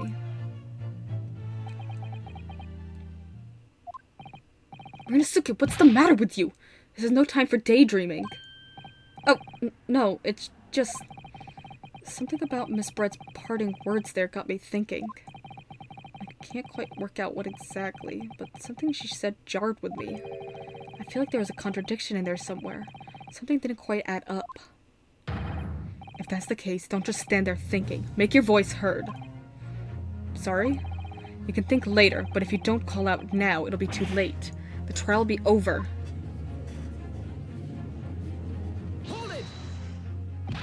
Oh, wait, Miss Brett! What is it now? I'm afraid, just one last time, there's something I'd like to ask you. I'd like you to explain the contradiction in your parting words from just a few moments ago. What are you talking about? What contradiction? What new student nonsense is this? Well, what parting words are you talking about, Ryunosuke? Hiding a coin under a lump of meat. The sheer nonsense of such an idea astounds me. But picking up your steak and biting it without a knife and fork. Baby. It's beyond nonsense. It's pure madness. Blah, blah, blah, blah, blah. Yes, I'm right. What she said there exposed an undeniable contradiction. Oh my goodness. Well, it's clearly not her steak. There's a coin under it. I'm going to need to see evidence, counsel. Oh my gosh. If Miss Brett's words truly are contradictory, where's the evidence to prove it? Beep, beep, beep, beep, beep, beep, beep, beep, beep, beep, beep. Take that! The photographic print of the scene taken immediately after the incident occurred. What's interesting is the plate of steak that you can see on the victim's table. The steak that Miss Brett had been eating before the professor was killed. Yes, go on. More accurately, Your Excellency, the steak that was on the victim's table just before the professor was killed. Now you're just splitting hairs. Not true. Doesn't something about this steak strike you as unnatural? Very unnatural?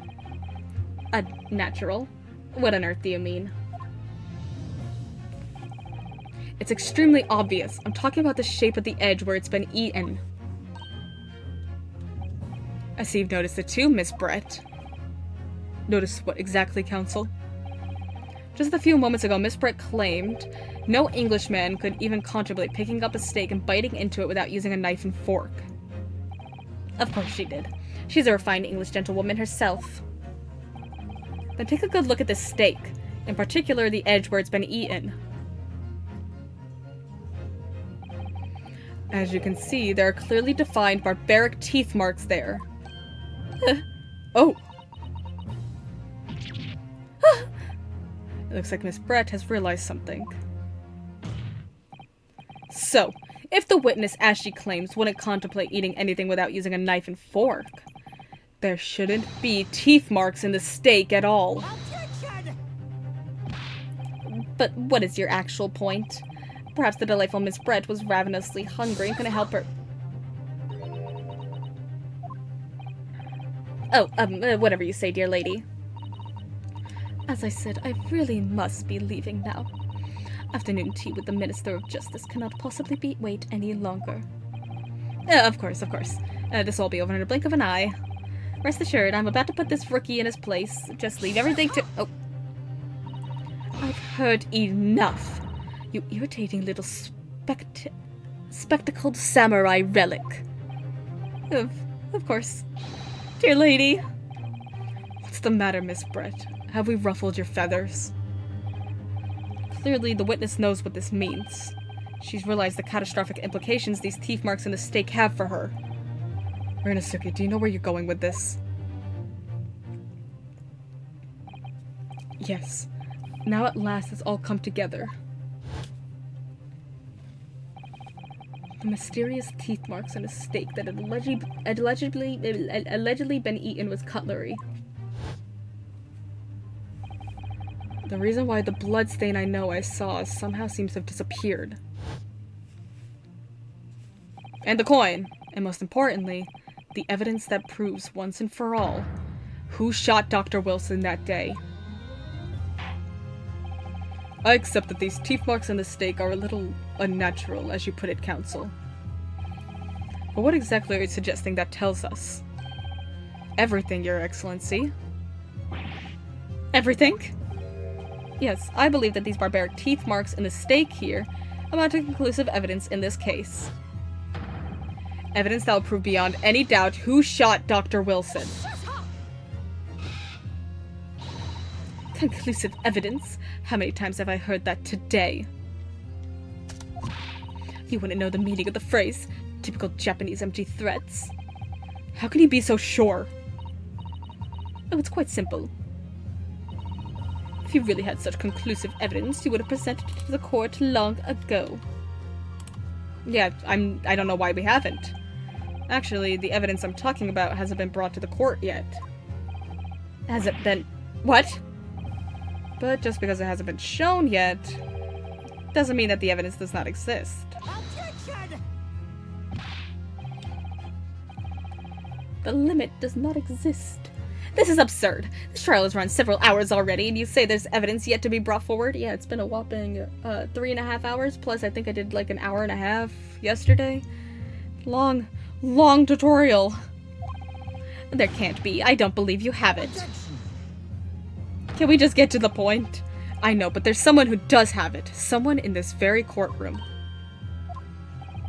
And if that person is willing to submit the piece of evidence I'm referring to, it will solve every remaining mystery about this case. It's gonna be Hosonaga, right? Because he has the other stake. He said he had both the stakes. Very well. I have a feeling this will be my last request of the defense in this trial. Who possesses the conclusive evidence that will reveal the truth about this whole affair? It's gotta be Hosonaga, right? Yeah. The answer is obvious. It's Inspector Hosonaga. What? I have it? Yes. You think I've been withholding conclusive evidence? No. That's ridiculous. No, I'm not saying that. Everyone's attention has been focused on this steak with the teeth marks. Yes. Now, earlier this afternoon, Sergeant Nosa told the court the following. I'd enjoy chomping my way through a good steak. And as well as admitting to stealing Korokota-san's coin, he told us that he slipped it under the steak. You watch it, cadet. I'm a superior officer. Sergeant Nosa, could you please confirm something for me? Was the steak that you put the coin under, in fact, your own steak? Ah, okay. Attention! Affirmative, of course. I might be a soldier in the Imperial Nippon Army, but still. I'm not brave enough to ask a foreign gentle lady if she'd mind me manhandling her meal to hide something in it. In other words, the steak that the detective submitted as evidence earlier was in fact Sergeant Nosa's meal. But that makes no sense. That plate was taken from the victim's table. Yet the gentlewoman doesn't take bites out of her steak, nor does she have any opportunity to steal the coin. Of course I didn't steal it. To even suggest such a thing would be an affront to the entire British Empire. Well then, how do you explain this paradox? It's a sergeant's steak. Exactly. Surely you're not going to suggest that the sergeant switched the two steaks over? No. Oh, wait! Yeah, he might have! Wait, it actually might have been him.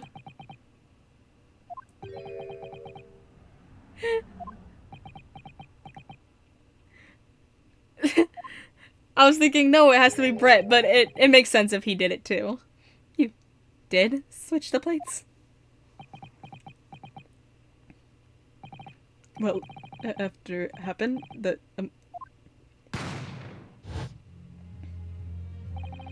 when I saw the civilian have been murdered right in front of my eyes like that, I panicked.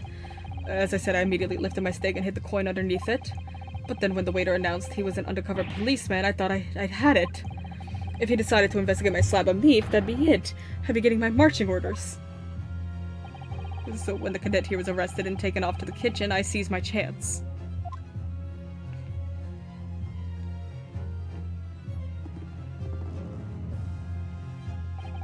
With military precision and timing, I switched my steak with the one on the foreign lady's table. What? You can't have. I never saw you do such a thing. It was called Operation Lightning Bolt. There was no time for strategic planning. It was do or die, I tell you. So yes, I did what had to be done. Unbelievable! However, fear not, Prosecutor-san. What now? I swear on the brass buttons of my uniform, that is all I did, sir! All you did? That's plenty, Sergeant. Yes. So, if Sergeant Nosa switched the plates over, it means he took Miss Brett's steak and the plate it was on back to his own table. Yes, that follows. Inspector Hosonaga? Yes? Earlier in this trial, you told the court this. You said that you had not only taken Miss Brett's steak after the incident, but also the sergeant's. That to preserve evidence, you had taken both.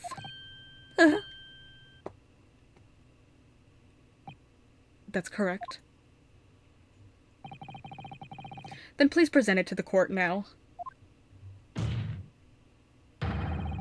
The plate that was actually on the victim's table at the precise moment he was shot.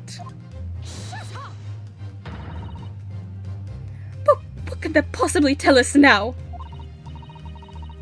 I mean, a cold slap of tough meat. It can't have the slightest bearing on the case. Objection. No, you're not wriggling your way out of it this time, lady. I beg your pardon? Surely you're not that forgetful. Surely you remember the reason why this steak pan promises to prove such a problem for you, no? You're the ones who decided it was a problem, not me. The reason the defense asked to see that plate was to confirm something the defendant remembered seeing. Hold on.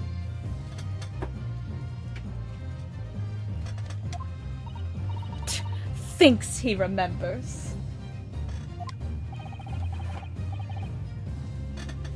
I'm quite sure of what I saw, Miss Brett.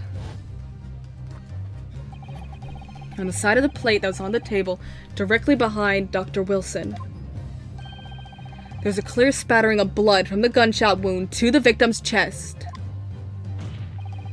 I believe the defendant's memory serves him well. And now we have the evidence to prove it. The plate you were eating from, Miss Brett. Let us not prolong this any further. Inspector, you will show the evidence to the court. Present the beef steak and plate that was originally on the victim's table at the time of the incident.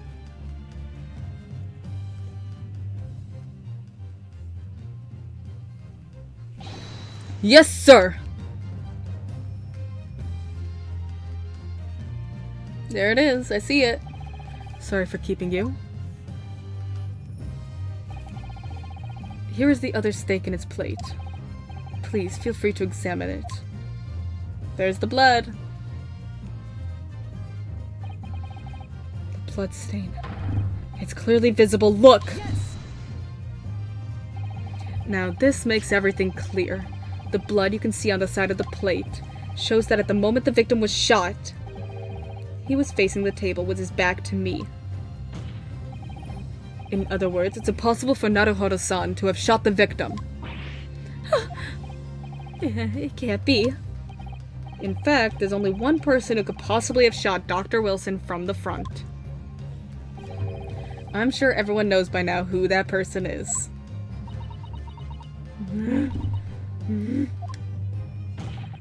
That's right. Miss Josiah Brett. It's you!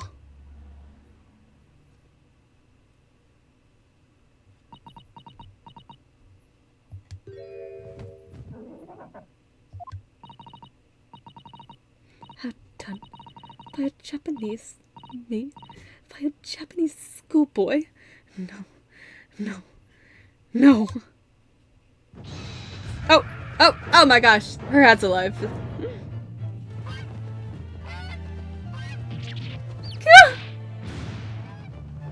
Oh. Oh my gosh. Oh my gosh. Oh, she's still going. Oh, the birdies.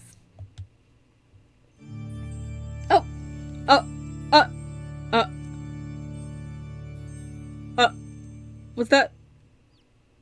Was that real? Did that happen?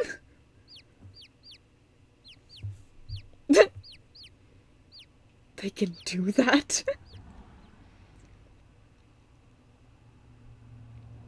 I thought we were gonna get a face reveal, not whatever that was. Please excuse my little outburst. I briefly lost my composure. Most unbecoming behavior for an English gentlewoman. Forgive me. Well, Miss Brett, I think it's time you told the court what actually happened that day. The truth, this time. Gladly, Your Excellency.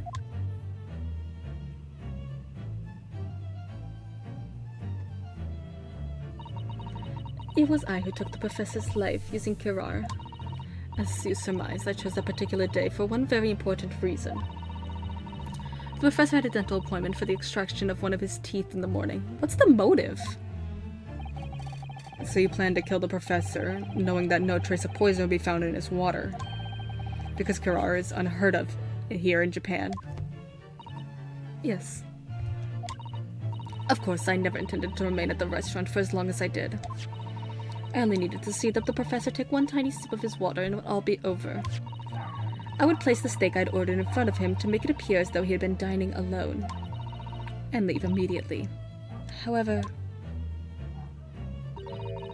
before any of that happened, there was an unexpected visitor at the professor's table. That would be me, I suppose? Yes, you. Who else? Such a trifling matter, but the fact that you decided to come over to greet the professor... It meant that I had lost my chance to slip away unnoticed. In due course, the professor took a sip of his water and was paralyzed. I made sure he was sitting in his chair such that he wouldn't fall. There was no going back at that point, so I concocted a plan on the spur of the moment. A plan to pin Dr. Wilson's murder on this innocent man. I happen to know that the professor always carried a gun. I decided to use that fact to my advantage. I had the bottle of Kirar in my handbag, and my own pistol concealed under my skirt. I know it! Under your skirt, no one would suspect it. So I was right, there were 2 guns. Yes. And then I finished my coffee and got up to leave. That's when I noticed the professor's gun, which you had presumably placed on the floor. Placed where you were sure that I would notice it. And everything went according to plan. You noticed the gun as I'd intended. And then, just as you bent down to pick it up,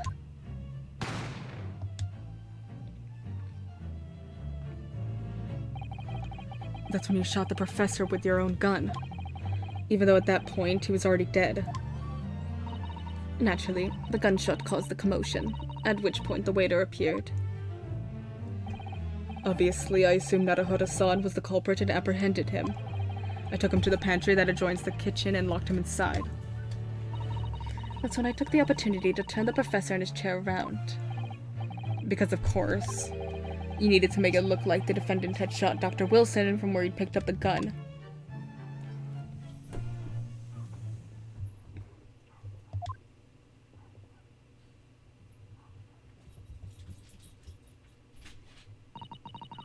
So there you have it. That is the entirety of my misdemeanor.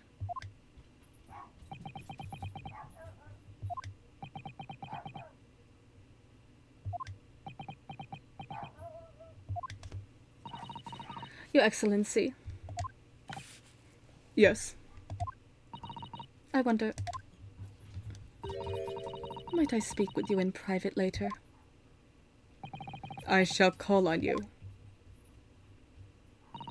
Thank you. Good day then, everyone. No motive? Just wanted to kill?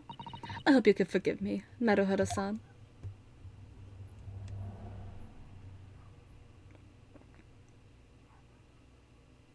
She fades away.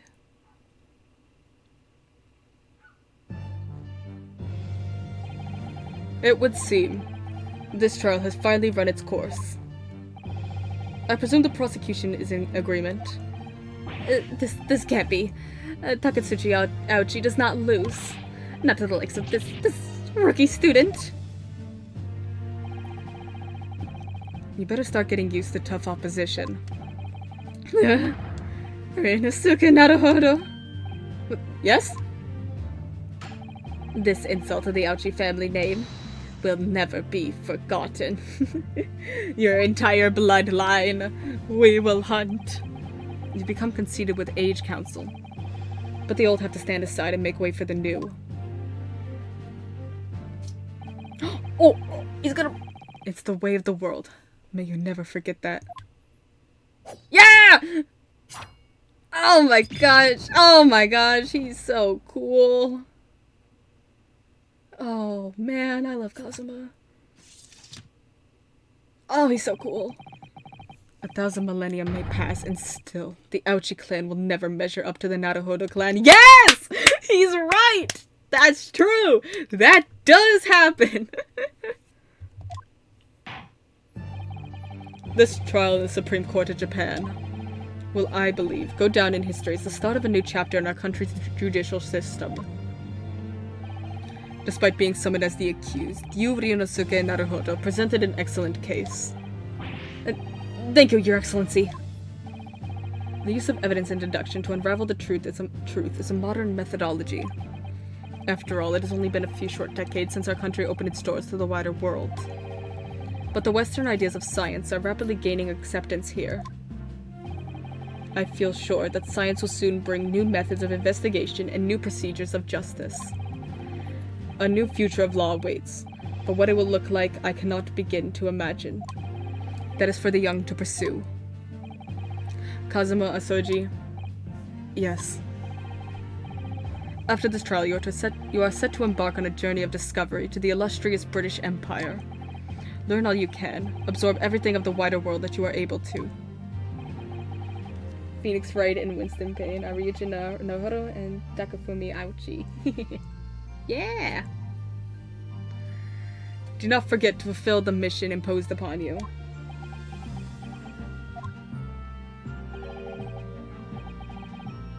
I understand, Your Excellency. What was that about? Why do you look so grave all of a sudden? Never mind. As for you, Ryunosuke Naruhodo. Oh, yes? Me? Hi. In you I sense, how can I put it? Unusual potential.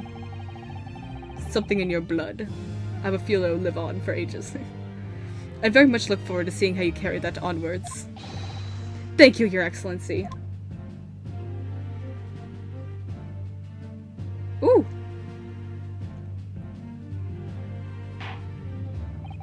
It is time to deliver the final verdict.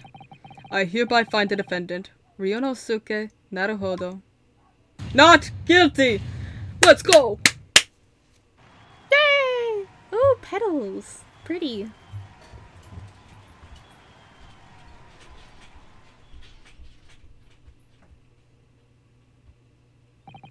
This court is now adjourned. Oh my god. Good. I'm losing my voice. It's been almost 4 hours. 22nd November. Cherry blossom! Yay!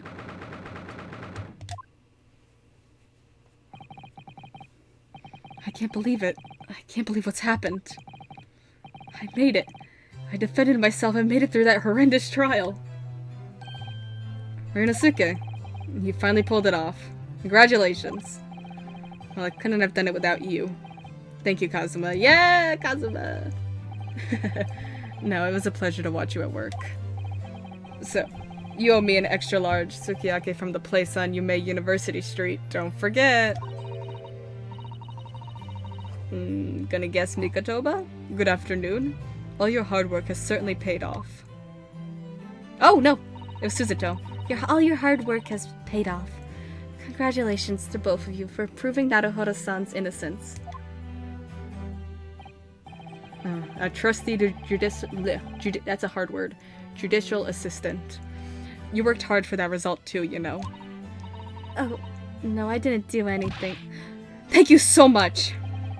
If we hadn't had that research report of Miss Brett's, I don't know how things would have turned out. Your kind words should really be for my father. I was simply doing as he asked. It was his idea for me to go to the university and investigate. Your father? Yes, of course. Don't flash to him, I know who it is. Okay.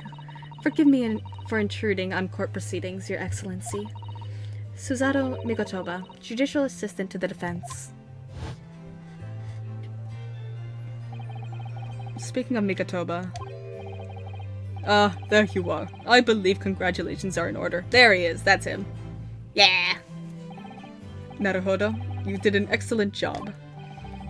Thank you, Professor. Oh, no, it is I who should be thanking you. After all, your efforts exposed the true criminal that took the life of my good friend. Good friend? Sus. Oh, yeah, you mentioned that before. It was you who actually invited Dr. Wilson to Yume University, wasn't it? Yes, that's right. Professor Mikotoba studied overseas himself. He went to study forensic medicine in Great Britain. Presumably, that's when you met Dr. Wilson. Exactly. In those days, we worked together in the same hospital. Oh, you worked together? I've never heard you mention that before. Well, it was a long time ago now. Besides, it's your turn, Asoji. Great Britain is a magnificent country. It leads the world. In science, medicine, engineering, culture, and of course, in law. Watch and learn, my boy. See what's happening in the world's largest melting pot. I will. I'll learn all that I can. I swear on this, the spirit of the Asoji clan. You're not taking that sword to Great Britain, are you? Of course I am. Yeah, he looks cool with it. A Japanese man's katana is his soul. This blade shows me where I need to go. Hell yeah. And he looks cool.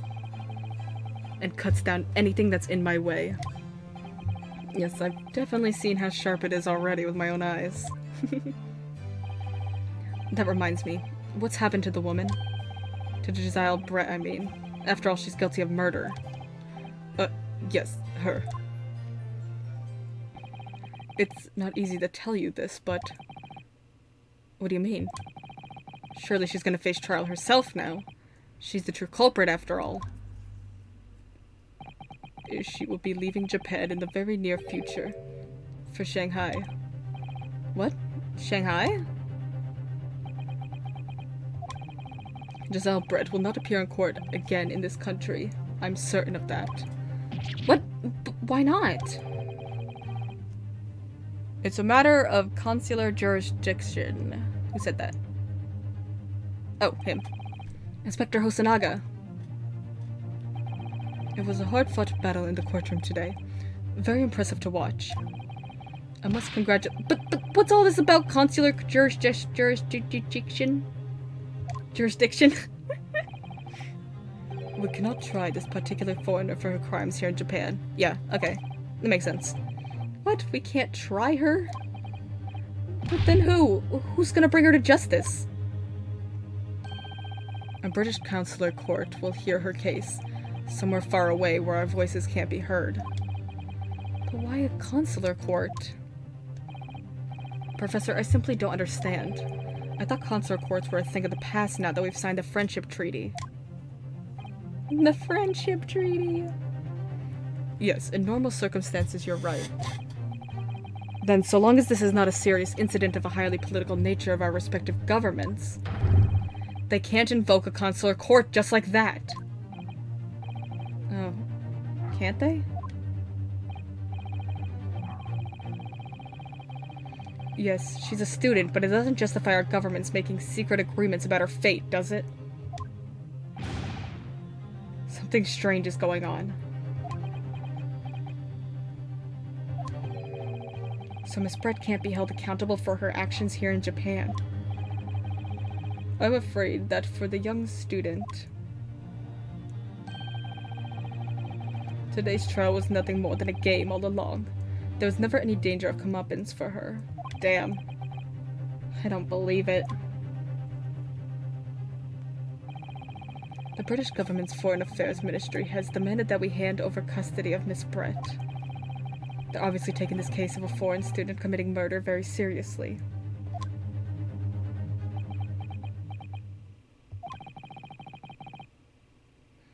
But it's all going to change from now on. We can make it change. Aw, we're gonna make it change. This is a time of great turmoil. This new era, heralded by the start of the 20th century. One day, I have no doubt that that woman will receive the judgment she deserves. Yes, change is coming, but we're the ones driving it.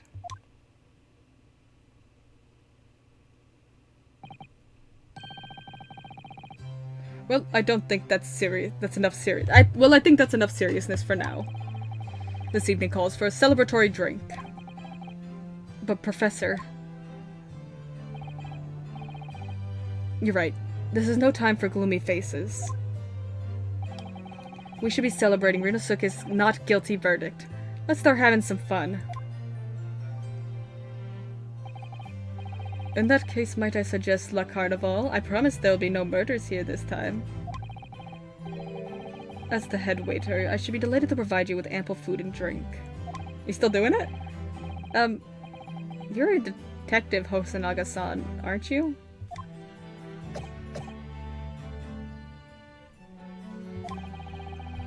Let's not worry about the details for now. To La Carnival. Will you accompany us, Professor? Of course. La Carnival's food is second to none.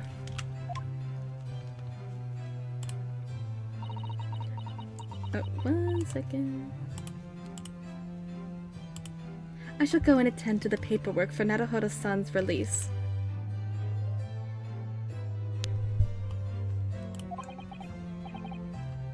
Hello?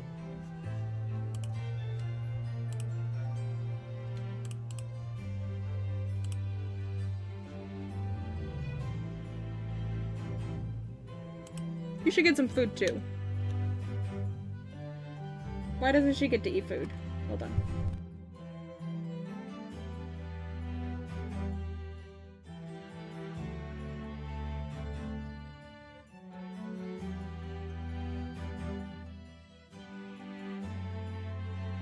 Okay, sorry about that. My Streamlabs told me my mic was not picking up signal, but I'm like, it says it's picking up signal. Oh yes, thank you.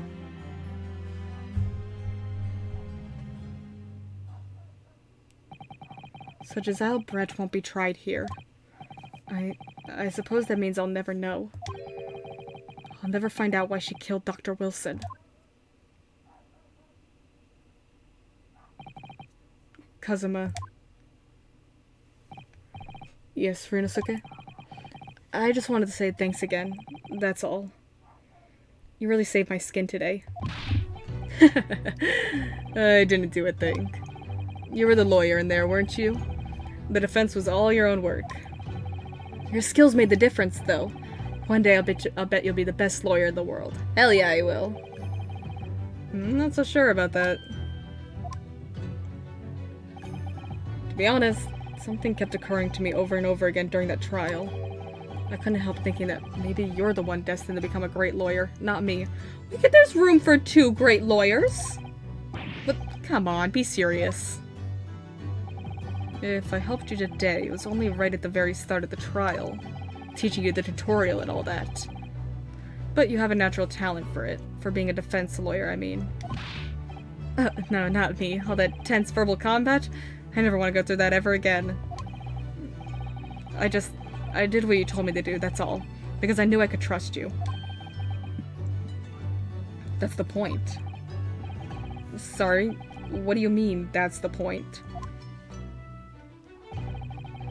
Listen, Ryunosuke. Do you know what the most crucial weapon is that any lawyer needs in order to win? Knowledge of the law? That's a good one. No. The ability to believe. Oh, that too. To believe? To believe what? A defense lawyer has to fight for his clients. He has to believe in them at all times. Like you believed in me when I said I didn't do it? I'm human, just like you. I don't have some superhuman ability to know the truth. But you have to make a choice about what to believe in and stick to it when you're defending someone. Sometimes in the courtroom you can really be backed into a corner. But being able to remain faithful to what you chose to believe in, even then, well, that's not something that anyone can do. It takes a special kind of person. Believing in your client. Just look at today's trial. I'm a student lawyer with precious little real experience, but you never stop believing in me. Well, you faced seemingly hopeless situations time and again, but you never stopped looking for the truth. And in the end, you found it. Through your own efforts, because you never stopped believing in me. Thanks, Kazuma.